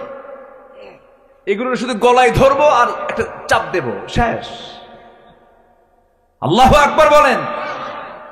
এরপরে বললাম, আচ্ছা আপনাদের কাছে পছন্দের, বিয়ের জন্য পছন্দের পাত্রী, আপনারা কোন ধরনের পাত্রী পছন্দ করেন? বলে যে আমাদের ভিতরে এই কালোর মধ্যেই কিছু সুন্দর আছে, যেগুলো তেল তেলা সুন্দর, আমরা এদেরকে খুব পছন্দ করি। দেখেন আল্লাহ তাআলা চুজ, পছন্দটাও আল্লাহ পাক ভিন্ন করে দিয়েছেন। এটা কে করে দিয়েছেন? কে করে দিয়েছেন? আল্লাহ করে দিয়েছেন। আল্লাহ রাব্বুল আলামিন শুধু বাহ্যিকটা এরকম করে দিয়েছেন, কিন্তু ভিতরটা সব সমান। আমাদের দেহে যে ডিএনএ আছে, যে ডিএনএ এখন টেস্ট করা হয়, আজ থেকে 200 বছর আগে ডিএনএ মানুষ বুঝতো না। যার সন্তান প্রমাণ করার কোনো কথা ছিল না, মা যতক্ষণ না বলতো যার সন্তান প্রমাণ হতো না। কিন্তু এখন যার সন্তান প্রমাণ হওয়ার সুযোগ আছে না নাই বলেন? আছে। ডিএনএ টেস্ট করলেই সব ধরা পড়ে যায়, কার বাচ্চা এটা, কার সন্তান এটা, কার সন্তান সে পেটে লালন করেছে, কে কোথায় অবৈধ করেছে, আজকে সব কিছু বিজ্ঞান প্রমাণ করেছে। সে ডিএনএটা, এই ডিএনএ তার মোট দৈর্ঘ্য হলো 2000 কোটি কিলোমিটার লম্বা। জোরে কোন আল্লাহু আকবার। 2000 কোটি কিলোমিটার লম্বা একটা ডিএনএ। যদি এত দৈর্ঘ্য হয়, পৃথিবী দিকে সূর্য পর্যন্ত প্রায় 50 বারেরও বেশি বার ঘুরে আসা যাবে। এত দীর্ঘ একটা মানুষের ডিএনএর পরিমাণ, লম্বার পরিমাণটা এটা। ডিএনএতে আল্লাহ রাব্বুল আলামিন এত তথ্য দিয়েছেন, যদি এনসাইক্লোপিডিয়ার সমান 900টা খণ্ড বিশালাকার বই হবে, তবুও লেখা শেষ হবে না। আমাদের দেহে যে সবচেয়ে ক্ষুদ্রতম অংশ হলো কোষ। এই কোষের সংখ্যা হলো 37.2 ট্রিলিয়ন। কেউ তো আল্লাহু আকবার বললেন না। মানব দেহ কোষের সংখ্যা হলো 37.2 ট্রিলিয়ন একটা মানুষের। সেন্সরি রিসেপ্টর আছে হলো 110 মিলিয়ন। লোহিত রক্ত কণিকা আরবিসি আছে হলো 30 ট্রিলিয়ন। শুধুমাত্র মস্তিষ্কের নিউরন সংখ্যা হলো 100 বিলিয়ন। আল্লাহু আকবার বলেন। কয় মানুষের কথা বলতেছি? এক মানুষ। শুধু চামড়ার নিচের অংশ, কিন্তু এগুলো চামড়ার নিচের অংশ। অসমান না সমান? সমান। মানুষের দেহে যে রক্ত আছে, এই রক্তের আবার ভেসেল আছে, এর ব্লাড ভেসেল আছে। সেই ব্লাড ভেসেলটা হলো 42 বিলিয়ন, যা 97,000 কিলোমিটার লম্বা, মাত্র 3 হাত 3 ফিট। তার দিয়া ইয়ারফোন, সেই ইয়ারফোনের তারের ইয়ারফোন যদি পকেটে রেখে দেন, কিছুক্ষণ পর কয়েকটা প্যাঁচ লাগে। অথচ আল্লাহ রাব্বুল আলামিন একটা দেহের মধ্যে 97,000 কিলোমিটার লম্বা ব্লাড ভেসেল রেখে দিয়েছেন। কোনোদিন সেই ভেসেলের মধ্যে কোনো প্যাঁচ লাগলো না। জোরে বলি সুবহানাল্লাহ। কে করেছেন? আসতে বলবেন না, কে করেছেন বলেন? আল্লাহ করেছেন। আল্লাহ বলছেন, আমাকে চেনার জন্য বান্দা কমন সেন্স নিয়ে আসো, বিবেকহীন হইও না। তোমার মাথা থেকে পা পর্যন্ত তুমি দেখো, কারো অবদান এখানে চুল পরিমাণ নাই, সম্পূর্ণ অবদান একমাত্র তিনি কে? আল্লাহ বলছেন, বান্দারে তুমি বিবেকবান হও। বিবেকবানের কিছু বৈশিষ্ট্য আমি তোমাকে শেখায় দিচ্ছি, বান্দা শুনে রাখো। আল্লাহ রাব্বুল আলামিন সুন্দর করে বলছেন, কি সুন্দর করে তিনি জানাচ্ছেন। আল্লাহ রাব্বুল আলামিন বলছেন, أفمن يعلم أنما أنزل إليك من ربك الحق كمن هو أعمى إنما يتذكر أولو الألباب। জোরে বলুন আল্লাহু আকবার। উলুল আলবাব কারা? নাম্বার 1 হলো الذين يوفون بعهد الله ولا ينقضون الميثاق। নাম্বার 1 হলো বিবেকবান মানুষ তারাই যারা কখনো ওয়াদা ভঙ্গ করে না। কি ভঙ্গ করে না বলেন? 1 নাম্বার ওয়াদা আমরা করেছি কার কাছে? আসলে কার কাছে? দুনিয়াতে না, রূহের জগতে। বলেন কোথায় কোথায় কোথায়? মনে আছে আপনাদের? মনে আছে? কই মনে আছে আপনাদের? কি ঘুমাচ্ছেন নাকি আপনারা? মনে আছে? মনে নাই? মনে নাই তো। রূহের জগতে আপনি যে বলছেন, হ্যাঁ তুমি আমার রব, মনে আছে আপনাদের? মনে তো নাই, আবার হ্যাঁ করেন কেন? মনে নাই তো। মনে আছে তোমার? আচ্ছা, আমারও তো মনে নাই। এই যে মার দুধ খাইছেন, মনে আছে কারো? মনে আছে? কেমনে মনে থাকবে? 2 বছরে মনে থাকে? আচ্ছা, মার পেটে 10 মাস ছিলাম, মনে আছে কার কার? হাত তোলেন। ওই যে তুলছে একজন, মার পেটে ছিল, হাত তুলছে, মনে আছে? আচ্ছা, মার পেটে 10 মাস ছিলাম, মনে নাই। দুধ পান করেছি 2 বছর, হাওলাইনি কামিলাইন, তাও মনে নাই। কিন্তু আমি বিশ্বাস করি কি বিশ্বাস করি না বলেন? বিশ্বাস করেছি, কারণ মা বলেছেন, বাজান তোকে আমি 2 বছর দুধ খাওয়াইছি রে। তুই আমার পেটের মধ্যে ছিলি 10 মাস, লাথি মেরেছিস। 9 মাসে প্রত্যেকটা শিশু মার কলেজায় লাথি মারে 4,500 থেকে 5,000 বার। আল্লাহু আকবার বলবেন না? এই মার এই অবদান কেউ অস্বীকার করতে পারবেন? কেউ কি পূরণ করতে পারবেন? না। এই তো উঠে যাওয়ার সিলসিলা শুরু হচ্ছে ধীরে ধীরে। কি যাবেন নাকি আপনারা? আমি কিন্তু যেতে দেব না, কেউ যাবেন না, আমরা সবাই থাকবো। জোরে বলি ইনশাআল্লাহ। খুব চাপ থাকলে একটু বলবেন, হাত উঁচু করবেন, হুজুর এই যে সমস্যা আমি পারতেছি না, শুধু এটা বলবেন, কিন্তু কেউ যাবেন না। আমি মাহফিলে এসে আমি খুবই আনন্দিত, আপনাদের মাহফিলে এসে আমি খুবই আনন্দিত। এত সুন্দর ভদ্র শ্রোতা আপনারা, বলি আলহামদুলিল্লাহ। এটা কি জনসভা না ইবাদতের জায়গা? বলেন বলেন, কিসের জায়গা এটা? ইবাদতের জায়গা। ইবাদত মনে করে থাকবেন, তাহলে সওয়াব পাবেন, অগণিত সওয়াব, অগণিত অগণিত অগণিত। আল্লাহু আকবার বলেন। এগুলো বুঝবো মরার পরে। বসেন আমার বন্ধুগণ, সেই মার পেটের ভিতরে আমি ছিলাম, লাথি মেরেছি, মার পেটে গিয়ে মার কলেজায় গিয়ে আঘাত লেগেছে। আল্লাহ পাক বলেন, প্রত্যেকটা মাকে আমি আল্লাহ মুজাহিদের সমান সব তার আমলনামায় লিখে দেই। আল্লাহ সব ক্ষেত্রে উদার। কিন্তু দুঃখজনক হলো সত্য, মার প্রসঙ্গ যখন চলে এলো, আল্লাহ রাব্বুল আলামিন জাহান্নামের মধ্যে আবার দাগি দাগে আসামিকে গর্তের মধ্যে ঢুকাবেন। গর্তগুলো ভয়ঙ্কর গর্ত। গাই নামক গর্ত আছে, ওয়াইল নামক গর্ত আছে। তার মধ্যে একটা শ্রেণী হলো যারা দুনিয়ার জিন্দেগিতে বাপ মাকে যারা ভাত দেয় না, বাপ মার সঙ্গে যারা ভালো আচরণ করে না, বাপ মাকে যারা সময় দেয় না, বাপ মাকে যারা খেদমত করে না, যারা বাপ মার মনে হৃদয়ে কষ্ট দেয়, আল্লাহ বলছেন আমি আল্লাহ তাদেরকে জাহান্নাম শুধু নয় জাহান্নামের গর্তের মধ্যে ঢুকাবো। এমন লোক বুঝি জেনায় দাহে নাই? যাবেন না এই সময়, এই সময় উঠলি ভাববো ওর বাপ মাকে দেখতে পারে না। বসেন। কি বাপ মাকে দেখতে, আচ্ছা বলেন তো, মা বড় না বউ বড়? ভালো করে চিন্তা করে কবেন, বইয়ের দিকে আগে মনে করবেন, এরপরে কবেন। ভালো করে বলেন, মা বড় না বউ বড়? মাহফিলে মা বড়, বাড়িতে বউ বড়? হ্যাঁ আমার বন্ধুগণ, লেগেছে গন্ডগোল, হয়তো ভুল বোঝাবুঝি হয়েছে প্রায়, কিন্তু প্রত্যেকটা সংসারে আমার দেশে দেখা যায় শাশুড়ির সঙ্গে ছেলে বউয়ের যুদ্ধ লাগে। লাগে না? লাগে না? যুদ্ধ লাগে। এই যুদ্ধ মিটাবে কে বলেন? আল্লাহ। আল্লাহর কথা কইছে। এই দ্বন্দ্বের সমাধান তো অবশ্যই করতে হবে। অনেক সময় লাঠি দিয়া পিটায় বউকে সোজা করেন না, না, আবার মাকে ধমক দেন, তাও করা যাবে না। এগুলো ঠিক না। কখনো মার সামনে বউকে ছোট করবেন না, আবার বউয়ের সামনে মাকে ছোট করবেন না।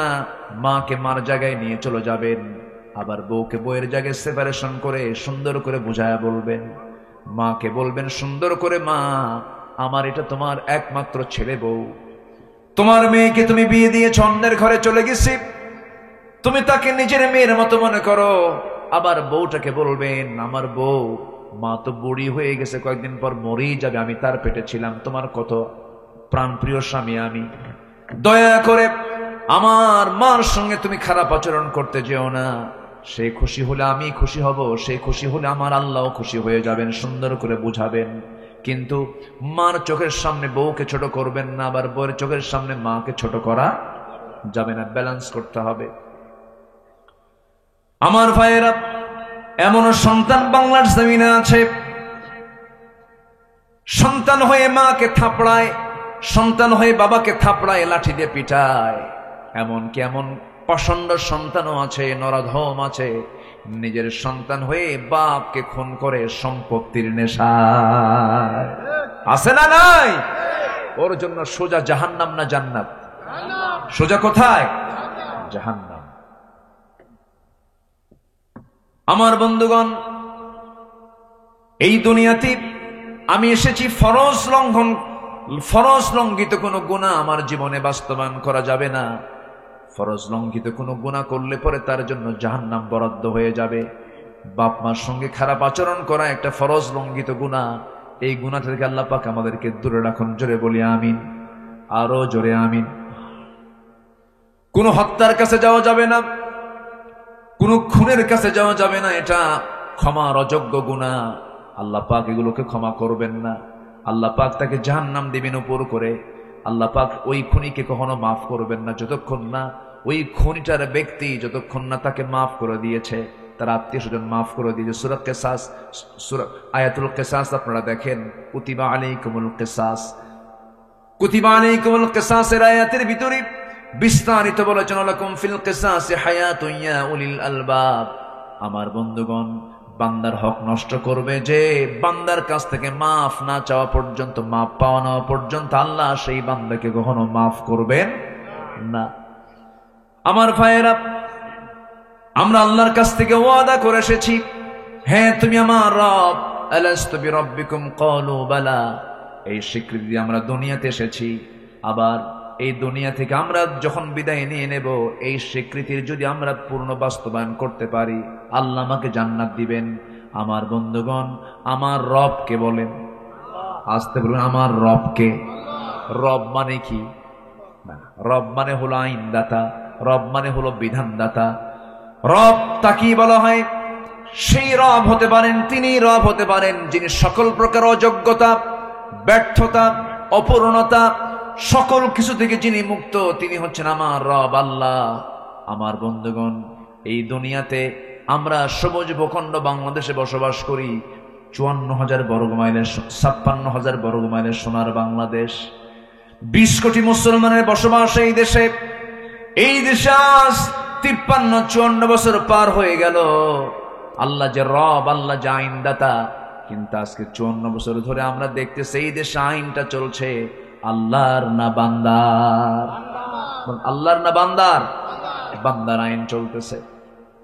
কিন্তু রবটাকে, রবটাকে আমার রবকে, কিন্তু এদেশের রবকে কেমনে আল্লাহ হয়? মানুষের আইন চলতেছে। এখন তো কথা বললে অনেকের গায়ে একটু লাগবে মনে হয়, কি এরকম মনে করতেছেন নাকি আপনারা?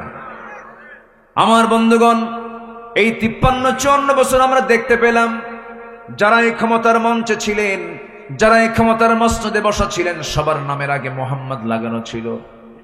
সবাই মুসলিম পরিবারের মানুষ ছিলেন, কিন্তু 53-54 বছরে অন্তত নামাজের আইনটা পর্যন্ত বাংলার জমিনে কায়েম হয় নাই। এর ফলাফল হলো আজকে বাংলাদেশের মুসলমান মাত্র 5% নামাজি। কয় পার্সেন্ট? বলে জাহান্নাম বানানোর জন্য একটা মাদক সেবী যতটা কয়েক বছর সব দেখা শেষ। আগামীর দেশ আমরা দেখতে চাই কোরআনের দেশ। রাজি আছেন কারা কারা? হাত উঁচু করে দেখান মুসলমান।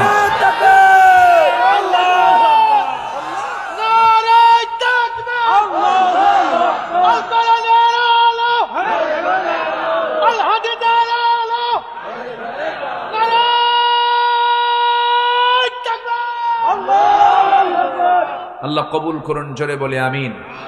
একটু পিছনে বসেন, হ্যাঁ, জোরে বলি আল্লাহুম্মা আমিন। তাহলে আগে, সবার আগে আমরা কার ওয়াদা পূরণ করব?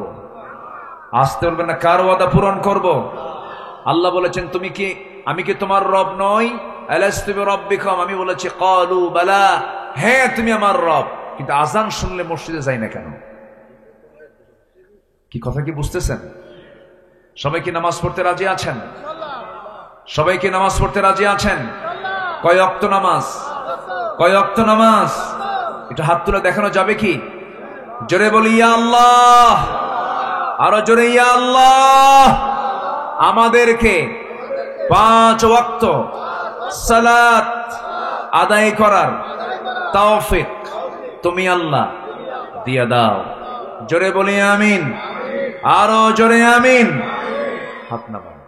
বউ যদি নামাজ না পড়ে কি করবেন? বউ যদি নামাজ না পড়ে কি করবেন?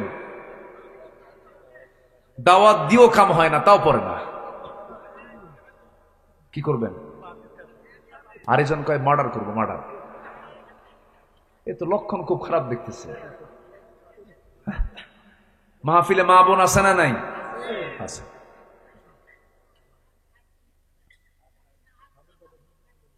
ওই যে দেখছেন মুরব্বী ফাইন কথা বলছে, যদি না শোনে একদম বাপের বাড়ি পাঠাই দেবো, যা। সুন্দর কথা। জি চাচা, চাচা চাচি নামাজ পড়ে তো? আপনারটা পড়ে তো নামাজ নাকি? হ্যাঁ, মরে গিয়েছে।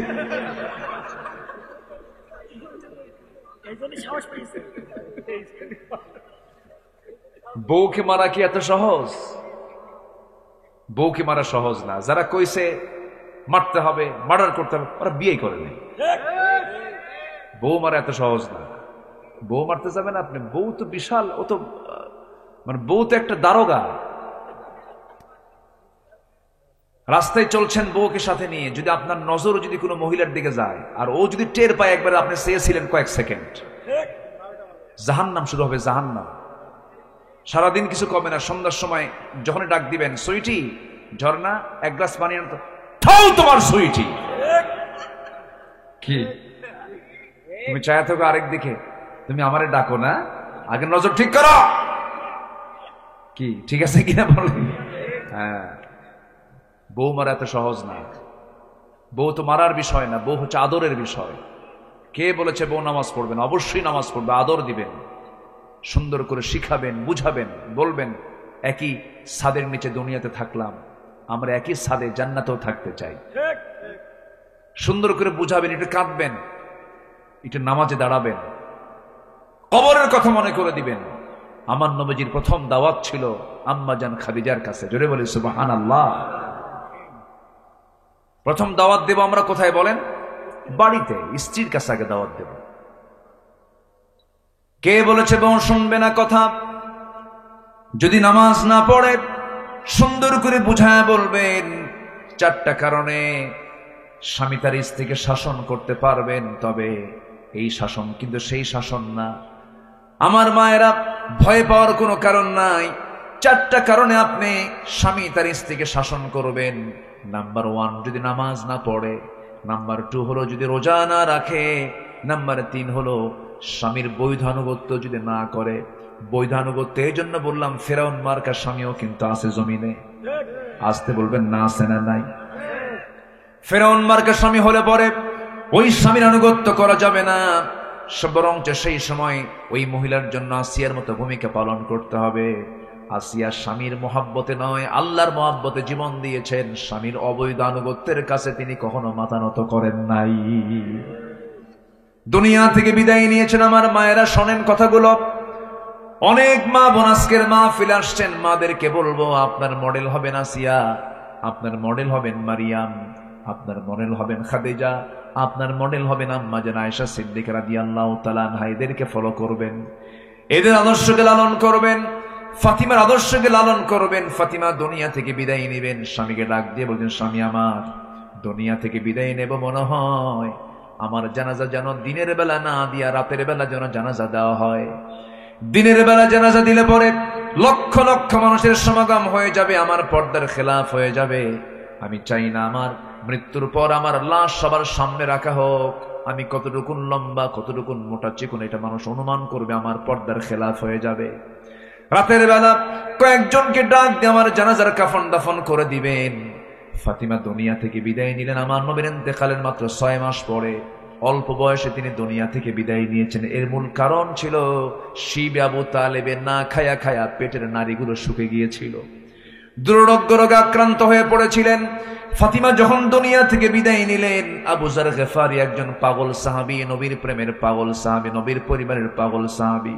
আবু যার গিফারি রাতের বেলা স্বপ্নের মধ্যে দেখতে পেলেন নবীজি তাকে বলছেন, আবু যর, আমার কলিজার টুকরা ফাতিমা নাই, ফাতিমার জন্য সুন্দর করে তার কবরের ব্যবস্থা করো, জানাজার আয়োজন করো।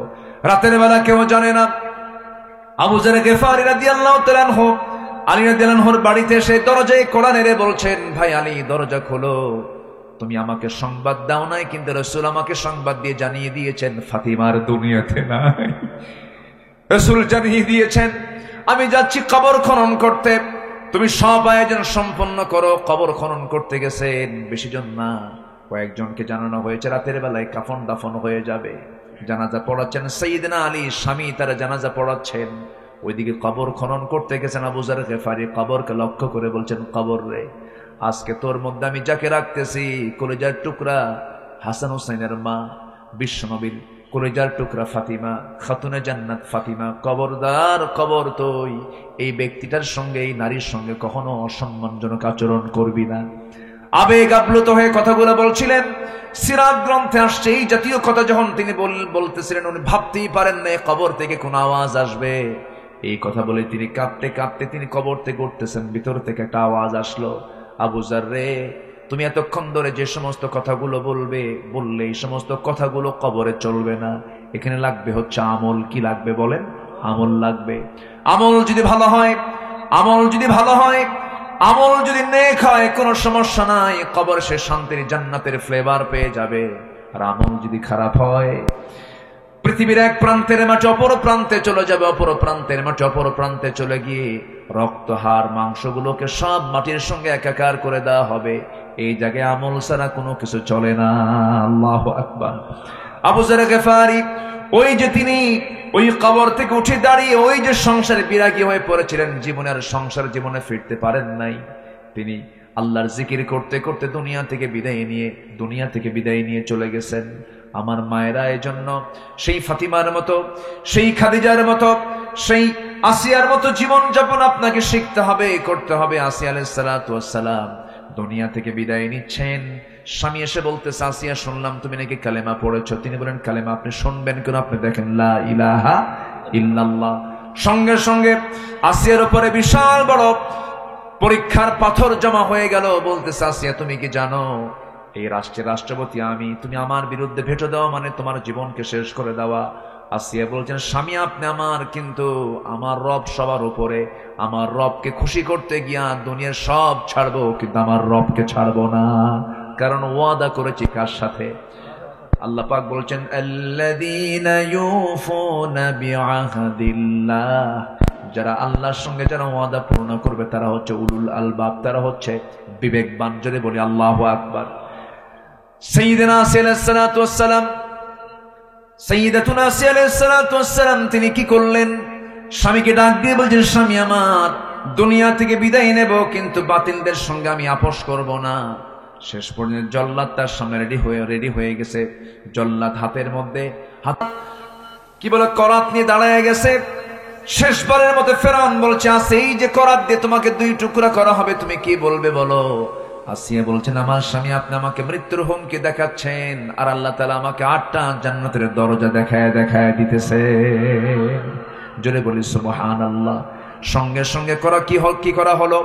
করাত দিয়ে জল্লাদকে সামনে বসায় দেওয়া হলো। এবার করাত তার কপালে ঠেকিয়ে দেওয়া হলো। আসিয়া আলাইহিস সালাতু ওয়াস সালাম কোনো কিছু কি পরোয়া করলেন না, কারণ কার সঙ্গে ওয়াদা করেছেন? কার সঙ্গে ওয়াদা হয়ে গেছে? সঙ্গে সঙ্গে তিনি বলছেন, ও আল্লাহ, মৃত্যুর দুয়ারে আমি দাঁড়িয়েছি, আল্লাহ আমার মৃত্যু হয়ে যাবে মনে হয়। সেই সময় তিনি একটা হৃদয় উজাড় করানোর দোয়া করেছিলেন। সেই দোয়াটা আল্লাহ রাব্বুল আলামিন খুব সুন্দর করে কবুল করে, তিনি হচ্ছেন তাওরাত কিতাবের অনুসারী, তার নবী ছিলেন মূসা আলাইহিস সালাতু ওয়াস সালাম, অথচ সে আসিয়ার দোয়াটা আল্লাহ রাব্বুল আলামিন চয়েস করে শ্রেষ্ঠ কিতাব কোরআনে কারীমের মধ্যে সূরা তাহরিমে কোট করে দিয়েছেন। জোরে বলি সুবহানাল্লাহ।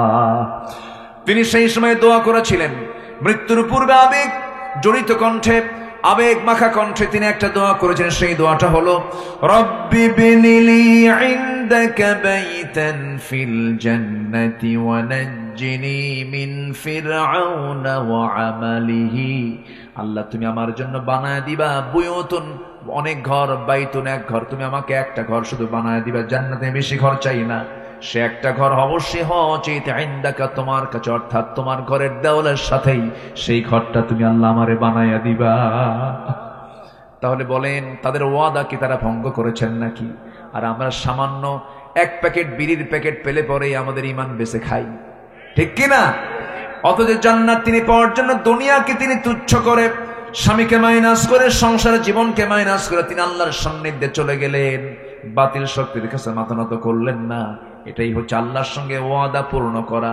নাম্বার 2 হলো সাধারণ যে অঙ্গীকারগুলো আছে, সে অঙ্গীকার যারা নষ্ট করবে তারা আল্লাহর বিবেকহীন বান্দা হয়ে যাবে। বিবেকবান বান্দা কখনো ওয়াদা ভঙ্গ করতে পারে না। আমার ভাইয়েরা, আল্লাহ রাব্বুল আলামিন সুন্দর করে বলছেন, আল্লাযীনা ইউফুনা বিআহদিল্লাহি ওয়া লা ইয়ানকুদুনাল মিসাক।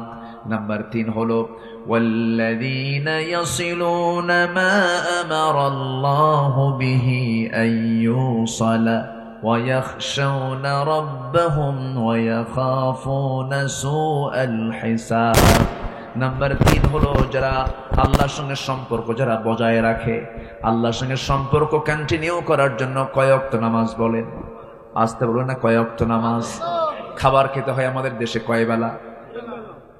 খাবার না খেলে শরীর সুস্থ না অসুস্থ হয়? অসুস্থ হয়ে যায়। পানি পরিমিত না পান করলে কিডনি ভয় পেয়ে যায়। পরিমিত 3 থেকে 4 লিটার পানি পান না করলে যেমন কিডনি ক্ষতিগ্রস্ত হয়ে যায়, তেমনি ঈমান নষ্ট হয়ে যায় কয় ওয়াক্ত নামাজ না পড়লে পরে? বলেন 5 ওয়াক্ত। আসেন দোয়া করে দিই। হ্যাঁ, এই যে 2-1 করে উঠতেছে, বুঝলাম না কিছু। বসেন না, একটু বসেন। জি, বয়স হয়ে গেছে তো কিছু বলতে পারছি না। আর একটু সময়, আমাকে একটু সময় দেন। আপনি শুধু একা শুনছেন না তো, এই আলোচনাগুলো, এই যে ক্যামেরা রেকর্ড হচ্ছে, ইউটিউব গুলো যাবে, আগামীকালকে কোটি কোটি মানুষ এই আলোচনাগুলো দেখবে। তা আপনি যদি চলে যান, আমি তো আলোচনা আগ্রহ হারায় ফেলবো, তাহলে এই মাহরুম হয়ে যাবে সবাই। যদি আপনি শুনছেন হাজার হাজার, আর এই আলোচনা চলে যাবে কোটি কোটি মানুষের কাছে। বলি আলহামদুলিল্লাহ। তাহলে এখানে আপনার উপস্থিত থাকার দরকার আছে না নাই? আচ্ছা, একটু বসেন। তা আল্লাহর সঙ্গে সম্পর্ক বজায় রাখার জন্য কন্টিনিউ কয় ওয়াক্ত নামাজ বলেন তো? বলেন কয় ওয়াক্ত নামাজ? 5 ওয়াক্ত নামাজ। নামাজ তো পড়বই আমরা। নাম্বার 4 হলো, আল্লাহকে ভয় করব। আল্লাহকে যদি ভয়ের মতো ভয় করতে পারি, আমার দ্বারা কোনোদিন সগীরা গুনাহ হতে পারে না। আমার দ্বারা কবিরা তো দূরেই থাকলো, সগীরা গুনাহটা পর্যন্ত কখনো হতে পারে না। এই জন্য সবচাইতে ভয় করব আমরা কাকে বলুন? কাকে? আল্লাহকে ভয় করব, বিচার দিবসকে ভয় করব। আমার বন্ধুগণ, আল্লাহ রাব্বুল আলামিন বলছে, বান্দা তুই আমার সঙ্গে সম্পর্ক রাখ। আমার নবীজি নামাজে মাঝে মাঝে দাঁড়াতেন, শিশুর মতো কাঁদতেন। কিসের মতো বলেন? শিশুর মতো কাঁদতেন। আমরা যখন আল্লাহর কাছে কাঁদবো, লজ্জা নিয়ে কাঁদবো না বেহায়া হয়ে কাঁদবো? বলেন বলেন বলেন। বেহায়ের মতো কাঁদতে হবে, আল্লাহর কাছে বেহায়ের মতো চাইতে হবে।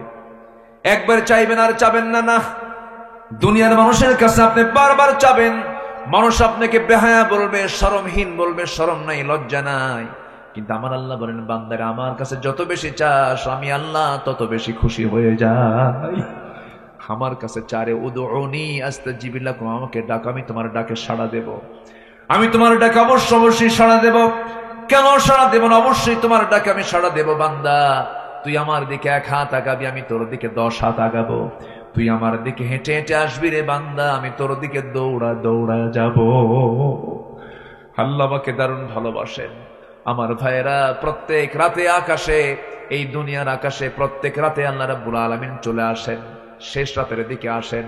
এবং শেষ রাতে শয়তানও কম না, প্রত্যেক বান্দার শিওরে বসে শয়তান করে কি? 3টা গিট মেরে দেয়। 3টা গিট মেরে দিয়ে সে চুপ মেরে থাকে।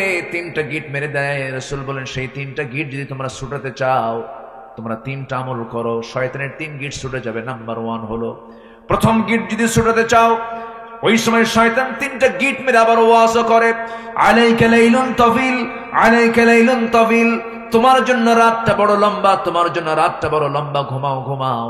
ওই সময় যদি বান্দা সেই শয়তানের ওয়াজটাকে যদি গ্রহণ না করে, যদি ঘুম থেকে যদি তার পিঠটাকে সরায় নিয়ে যদি বসে পড়ে, ঘুম থেকে উঠে যে বসে পড়লো, শয়তানের একটা গিট ছুটে গেল।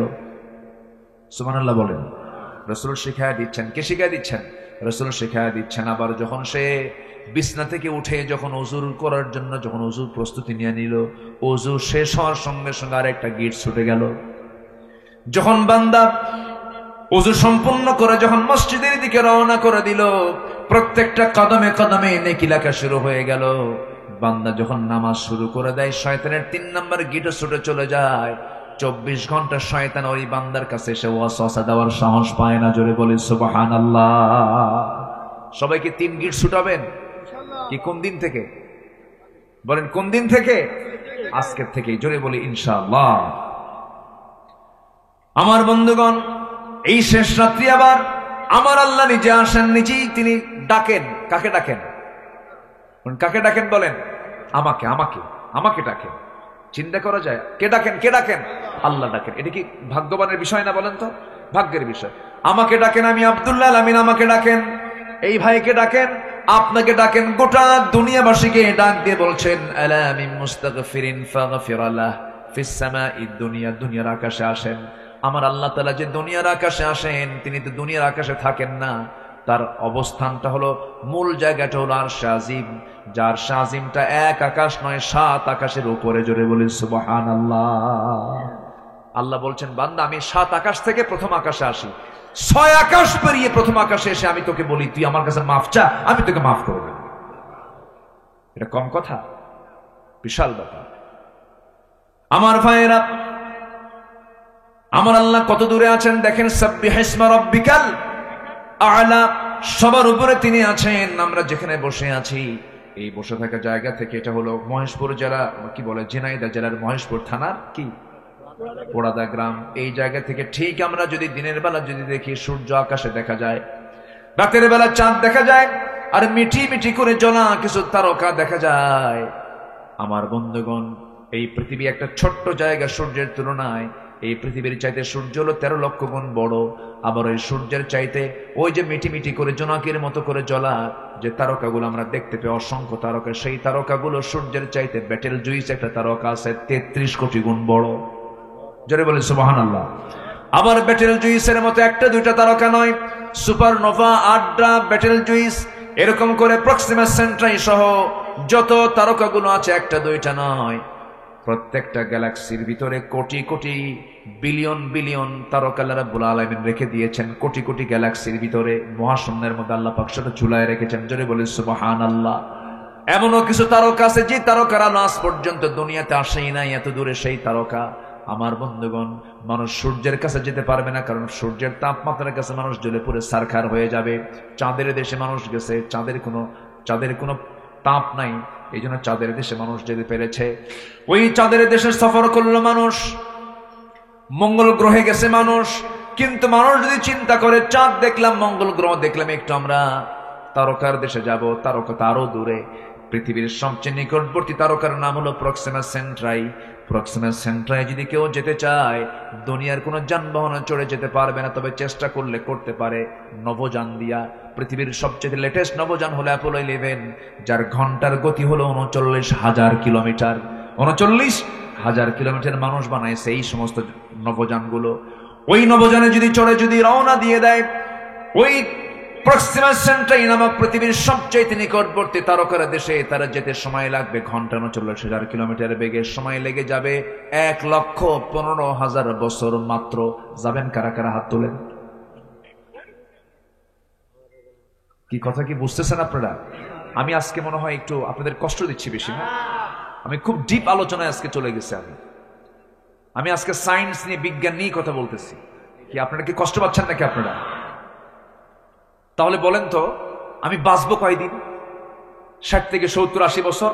আর 39,000 কিলোমিটার বেগে ওই তারকার দেশ, পৃথিবীর সবচেয়ে নিকটবর্তী তারকার দেশে যেতে সময় লাগতেছে 1,14,000 বছর। আল্লাহু আকবার বলেন। 1,14,000 বছর যদি সময় লেগে যায় এই ছোট্ট এই পৃথিবীর সবচেয়ে নিকটবর্তী তারকার দেশে, আপনি আসমান পাবেন কোন দিন? আল্লাহ বলতেছে, বান্দা আমি দুনিয়ার আকাশে এসে আমি তোকে মাফ করার জন্য দাঁড়ায় থাকি। আল্লাহু আকবার বলেন। এবং আল্লাহ নিজে বলছেন, আল্লাহ বলছেন, বান্দা তুই যদি তোর দিলটা যদি 5 ওয়াক্ত নামাজের জন্য যদি মসজিদে ঝুলায় রাখিস, আমি তোকে আমার আরশে আসিমের ছায়ায় তোকে জায়গা দিয়ে দেব। কোন যানবাহনে যাবেন? দুনিয়ার কোন যানবাহনে যাওয়া সম্ভব? আমাকে সুন্দর করে ফ্লাইটে চড়ে আরশে আসিমের ছায়ায় জায়গা করে দিবেন, তিনি আমার কে? আরো জোরে বলেন, তিনি আমার কে? নামাজকে ছাড়বো না ধরবো? নামাজকে ছাড়বো না ধরবো? আপনার গ্রামকে আপনি মানসিকতায় নিয়ে আসেন। আপনার গ্রামে কারা নামাজ পড়ে না, তাদেরকে তালিকা করবেন। কারা পর্দায় থাকে না, কোন ঘর থেকে? যুবকরা তোমরা মাথায় নাও, তোমাদের হাতে আগামীর বাংলাদেশ, ঠিক কিনা? তোমরা মাত্র 35 মিনিট সময় দিয়ে ভাঙ্গা হেলিকপ্টারে দিল্লি পাঠায় দিছো, ঠিক কিনা? আগামীর বাংলাদেশ তোমরাই গড়বে। তোমরা সিদ্ধান্ত নাও, তোমার গ্রামের কোন মহিলা বোরকা ছাড়া বের হয়? ওই গ্রামের ওই বাড়ির মুরব্বীকে বলো, এই গ্রামে বসবাস করতে হলে বোরকা ছাড়া বের হওয়া যাবে না। তা'মুরুনা বিল মা'রুফ ওয়া তানহাউনা আনিল মুনকার। এরপরে তোমার গ্রামের মাতব্বর যদি নামাজ না পড়ে, বলবা আপনি নামাজ ধরেন, মাতব্বরে টিকে রাখেন। একবার দুবার তিনবার বলার পরও যদি সে নামাজ না পড়ে বিড়ি খায়, এরকম যদি মাতব্বর হয়, চরিত্রহীন হয়, একদম ধমক দিয়ে বলবে আপনার মাতব্বরি ছুটা দিলাম, বেনামাজির কোনো মাতব্বরি চলবে না আমাদের গ্রামে, ঠিক কিনা? বাস এরকম করে সতর্ক হও। 64,000 গ্রামকে তোমরা ঠিক করে ফেলো। আগামীর বাংলাদেশ কোরআনের বাংলাদেশ হয়ে যাবে ইনশাআল্লাহ। আল্লাহ কবুল করেন, জোরে বলি আমিন। কষ্ট পাচ্ছেন মনে হয়? বিবেকবান কারা? 9টা বৈশিষ্ট্য আছে যার ভিতরে। কয়টা বৈশিষ্ট্য বলেন? আমি কেবল 4টা বলেছি, আরো 5টা আছে। নুরু, ওয়াজ কি শেষ না শুরু?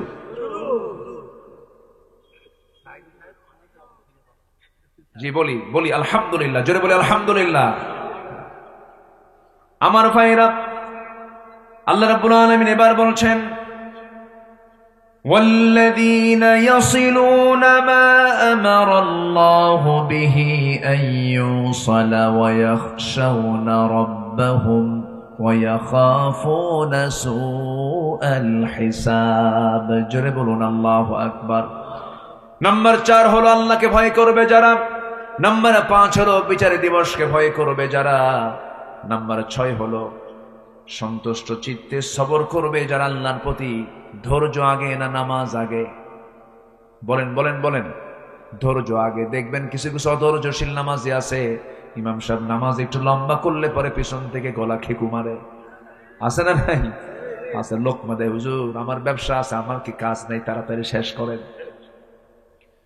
এরকম হওয়া যাবে না যার মসজিদে ঢুকলে পরে অস্থির চিত্ততা কাজ করে কেমন করে মসজিদ থেকে তাড়াতাড়ি বের হব। এটা ইমানদারের বৈশিষ্ট্য নয়। ইমানদার যখন পৃথিবীর সব কাজ ছেড়ে যখন মসজিদে ঢুকবে, তার কাছে মনে হবে আমার কাছে পৃথিবীর সবচেয়ে আরামের জায়গা, তৃপ্তির জায়গা হলো মসজিদ। মসজিদ সবচেয়ে প্রিয় জায়গা আমরা বানাবো। জোরে বলি ইনশাআল্লাহ, আরো জোরে বলি ইনশাআল্লাহ। দুঃখে বুকটা ফেটে যায়, অধিকাংশ মসজিদগুলো আজকে পাকা হলেও কিন্তু ইমানগুলো মহা কাঁচা। ফজরের সময় মুসল্লি খুঁজে পাওয়া যায় না। একটা গ্রামকে আদর্শ গ্রাম বলবেন কেমনে? এক নম্বর তালিকায় বৈশিষ্ট্য বলবেন, এক নম্বর বৈশিষ্ট্য একটা আদর্শ গ্রামের ফজরের সময় সবচেয়ে মুসল্লি বেশি হবে সেই গ্রামের, কি ঠিক কিনা? সেই গ্রামের মসজিদের মুসল্লি সবচেয়ে বেশি হবে কোন কোন কোন সময়? ফজরে। কারণ ফজরের সবাই কোথায় থাকে? বাড়ি থাকে। বাড়ি থেকে সে মসজিদে চলে আসবে। জোহরে কাম থাকে, অফিসে থাকে, বিভিন্ন জায়গায় যায়। জোহরের মুসল্লি কাউন্টেবল নয়, আসরের মুসল্লি কাউন্টেবল নয়। এই জন্য রাসূল বলেছেন, যে ব্যক্তি ফজর নামাজ এবং এশার নামাজ বা জামাতে পড়বে, আল্লাহ রাব্বুল আলামিন গোটা রাত কিয়ামুল লাইলের সমান সওয়াব তার আমলনামায় দিয়ে দিবে। বাড়ি থেকে নামাজ পড়বা না, জামাতে পড়বা না, দেখো আমি কি অফার দিয়ে দিলাম। আল্লাহু আকবার বলেন। গোটা রাত নামাজের সওয়াব পাবো আমরা কখন? বলেন ফজর এবং এশার নামাজ কোথায় গিয়ে? জামাতে গিয়ে নামাজ পড়বো। জোরে বলি ইনশাআল্লাহ। জামাতে নামাজ পড়তে হবে।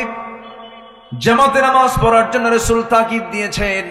আমার নবীজির কাছে এক অন্ধ সাহাবী এসে বলছে, হুজুর আমি অন্ধ মানুষ, চোখে দেখি না, আমি কি জামাতে নামাজ পড়বো নাকি? রাসূল বললেন, তুমি কি একা একা যেতে পারো নাকি? হ্যাঁ যেতে পারি। রাসূল বলেন, তবু তুমি জামাত ছাড়বে না, তবু জামাতে নামাজ পড়বা। জোরে কোন সুবহানাল্লাহ। আমার বন্ধুগণ, সবর থাকতে হবে, ধৈর্য থাকতে হবে। ধৈর্য আবার তিন প্রকার: আস-সাবরু আলা তাআহ, আস-সাবরু আনিল মাসিয়া, আস-সাবরু আলাল ইকদার। এই তিনটার সমন্বয় হলো ধৈর্য। ধৈর্য আছে যার ইমানটা টিকবে তার। কিছু কিছু লোক আছে এত ধৈর্যহীন, বউয়ের সঙ্গে গন্ডগোল হলে পরে তালাকের কথা মুখে আনে, আসে না নাই বলেন? কিছু হইলেই তালাক, কিছু হইলেই তালাক। সেদিন এক মহিলা আমারে ফোন দিয়ে বলে, হুজুর আমার স্বামী তো সকাল সন্ধ্যা তালাক দেয়, আমি কি আসি না নাই? কি কথা কি বুঝতেছেন? আমারে কয়, হুজুর আমার স্বামী সকালে তালাক দেয়, বিকেলও তালাক দেয়, আমি কি আসি না নাই? কন্ত এরকম কিছু বেকুব আছে না নাই বলেন তো? কিছু হইলেই তালাক মারে।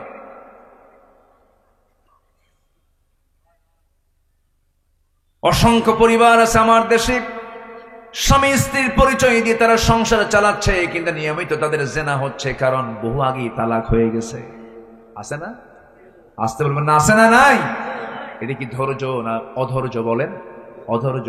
অধৈর্য থাকবে যার, তার মধ্যে ইমান টিকবে না, ইমান টলমল হবে, ইমানটা হেরে যাবে, ভেঙ্গে যাবে। এই জন্য ধৈর্যের পরিচয় আমরা দেব। ইমানদার হবে ধৈর্যের পিরামিড। ইমানদার কি হবে? ধৈর্যের পিরামিড হবে। ইমানদারের কথা হবে ধৈর্যশীলের কথা। ইমানদারের চলাফেরা হবে, ইমানদারের সমস্ত কিছু হবে সম্পূর্ণ ব্যতিক্রম। ইমানদার ব্যক্তি হবে পৃথিবীর মধ্যে সবচেয়ে শ্রেষ্ঠ ভালো বান্দা। তাদের আচরণ হবে শ্রেষ্ঠ, তাদের কথা হবে শ্রেষ্ঠ, তাদের সব হবে ব্যক্তিত্ব সম্পন্ন তারা হবে। ব্যক্তিত্বহীন কখনো ইমানদার হতে পারে না, ঠিক কিনা আমার ভাইয়েরা? নাম্বার 7 হলো, আল্লাহ রাব্বুল আলামিন বলেন, ওয়াল্লাযীনা সাবারু ইবতিগাআ ওয়াজহি রাব্বিহিম ওয়া আকামুস সালাতা ওয়া আনফাকু মিম্মা রাযাকনাহুম سرا وعلانية ويدرؤون بالحسنة السيئة أولئك لهم عقبى الدار। জোরে বলুন আল্লাহু আকবার। নাম্বার 7 হলো, যারা নামাজ কায়েম করবে। নামাজ কায়েমের সংগ্রাম কিন্তু সহজ কাজ নয়। নামাজ আদায় করা সহজ। আপনাকে আমেরিকার প্রেসিডেন্টও আপনাকে মানা করবে না নামাজ পড়তে। ইংল্যান্ডও আপনাকে নামাজ পড়তে মানা করবে না। নরেন্দ্র মোদী আপনাকে নামাজ পড়তে বাধা দেবে না।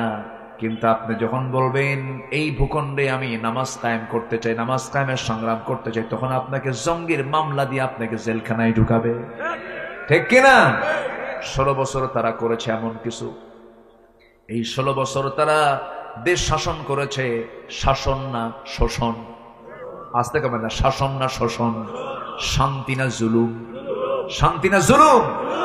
জুলুম করেছে, খাইছে বেশি, এত শোষণ করছে মশার মতো। কিছু কিছু মশা আছে দেখবেন বেহুশ হয় খাইতে নিয়ে। মশা আছে না, কিছু মশা আছে না, ওর কি হায়াত কমে না বাড়ে? বলেন বলেন, কমে যায়। যে বেশি খায় তার হায়াত কি কমে যায়। আর কিছু মশা আছে খুব স্ট্যান্ডার্ড, আপনি টের পাওয়ার কোনো কায়দাই নাই, এত সুন্দর করে খায়া চলে যায়, আপনি টেরই পান নাই। আপনি আছে না এরকম, আছে না? আছে। ওর অপারেটিং সিস্টেমটা খুব সুন্দর। মশা আপনার চামড়ায় যখন পড়ে তখন কিন্তু ডাইরেক্ট অ্যাকশনে যায় না, আগে মশাটা পড়ার পর আগে চামড়ার চতুর্পাশে যেখানে হুল ফোটাবে তার চতুর্পাশে অ্যানেস্থেসিয়া করে। অ্যানেস্থেসিয়া হচ্ছে মেডিকেলের ভাষায় হলো অবশ। কি করে? অবশ করে। অ্যানেস্থেসিয়া করে চতুর্দিকে অবশ বানায়। এরপর আস্তে আস্তে করে সে তার হুলটা ফুটায় দেয়, যেন রক্ত শোষণে যেন সলিমুদ্দিন না টের পায়। টের পাইলেই তো থাপ্পুর খাইলে শেষ হয়ে যাবে। কথা বোঝেন নাই?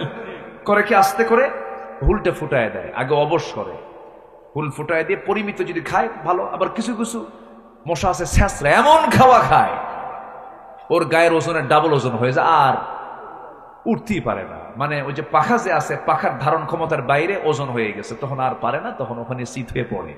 তো এই যে 16 বছর যারা ছিল, এরা বেশি খাওয়া রক্ত মশার মতো, ঠিক কিনা বলে?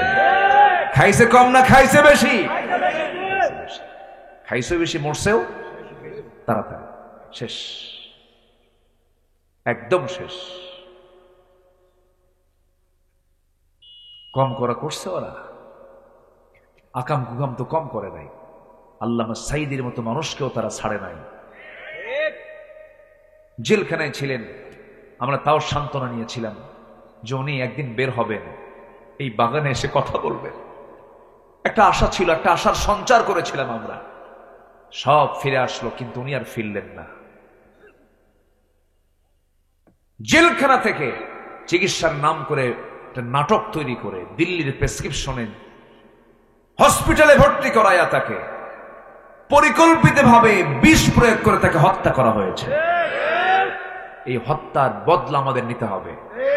সে বদলা হলো এই জমিন আল্লাহর দিন কায়েম করা, ঠিক কিনা? তার 1000 বছরের লালিত স্বপ্ন এটাই ছিল, তার সারা জীবনের লালিত স্বপ্ন এটাই ছিল। সম্মানিত ভাইয়েরা, এবং সাথে সাথে এটাও জানিয়ে দিতে চাই, তার হত্যার সঙ্গে যে টিম জড়িত আছে তাদের অবিলম্বে গ্রেফতার করে চূড়ান্ত শাস্তি নিশ্চিত করা হোক। রাজি আছেন কারা কারা? হাত উঁচু করে দেখা।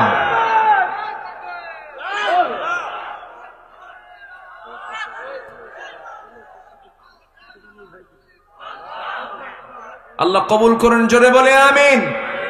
আরো জোরে আমিন, আরো জোরে আমিন। সম্মানিত ভাইয়েরা, নামাজ কায়েমের কাজ কুসুমাস্তীর্ণ নয়। রাসূল মার খেয়েছেন, আমাকে আপনাকে মায়ের খাওয়ার প্রস্তুতি নিতে হবে। নামাজ কায়েমের সংগ্রাম আমাকে আপনাকে এগিয়ে আসতে হবে। 16 বছর কত মানুষ বৈধ স্ত্রীর কাছে যেতে পারেন নাই, ঠিক কিনা বলেন? স্ত্রীর হক আদায় করতে ওরা বাধা দিয়েছে, সন্তানের চেহারা দেখে নাই। এই বিডিআর গুলো 16 বছর জেল খেটেছে, সন্তান স্ত্রীর গর্ভে রেখে জেলখানায় ঢুকেছে। 16 বছর পর 16টি একটা মেয়েকে সে কাছে পেয়েছে। এই যে জুলুমগুলো করা হয়েছে, এই জুলুমের ফলাফল হচ্ছে তাদের এই প্রায়শ্চিত্ত। আসতে বলবেন না, জোরে বলুন, ঠিক কিনা? এত দাপট, মাহফিল আসলেই ডানে বামে সব বসে যেত, কিরামুন কাতিবিন, কথা বলতে দিত না, মাইক টেনে ছিটত। ধৈর্য ধারণ করার শক্তি শুনবেন? আচ্ছা, আগ্রহ আছে আপনাদের এখনো? যে দেখা যাক। ধৈর্য ধারণ করার শক্তি দাও গো মেহেরবান, আমায় দাও গো মেহেরবান। কি ধৈর্য ধরার দরকার আছে না? একটু বসেন বসেন। ধৈর্য ধারণ করার শক্তি দাও গো মেহেরবান, আমায় দাও গো মেহেরবান। বুকের ভেতর ব্যথার নদী বইছে অবিরাম, বইছে বইছে অবিরাম।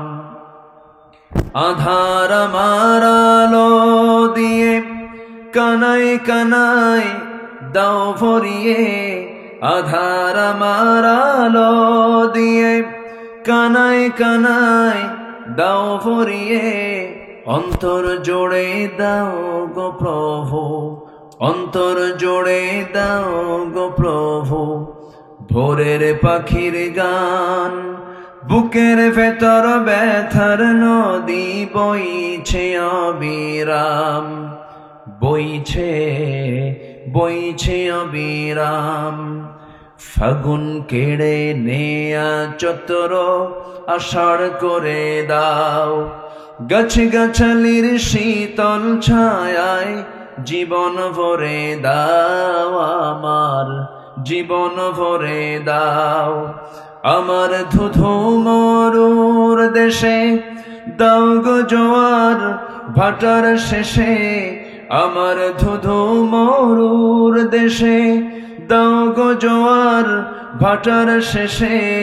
পারাবারের বাউরি বাতাস, পারাবারের বাউরি বাতাস আমায় করো দান, বুকের ভেতর ব্যথার নদী বইছে অবিরাম, বইছে বইছে অবিরাম। ধৈর্য ধারণ করার শক্তি দাও গো মেহেরবান আমায়, দাও গো মেহেরবান।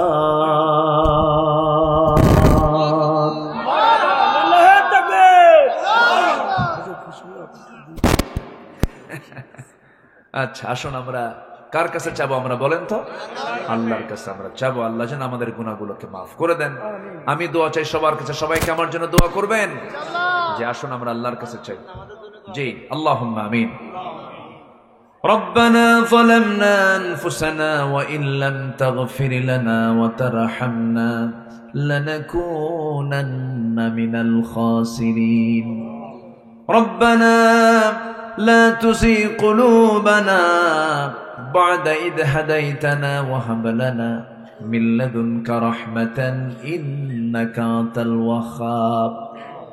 শীতের রাত, হাজার হাজার মুসলমান নরনারী নিয়ে তোমার কালামের 2-3টা আয়াতকে সামনে রেখে উলুল আলবাব কারা, বিবেকবান বান্দা তোমার দৃষ্টিতে কারা, এই বিষয়ে কিছু কথা বলেছি।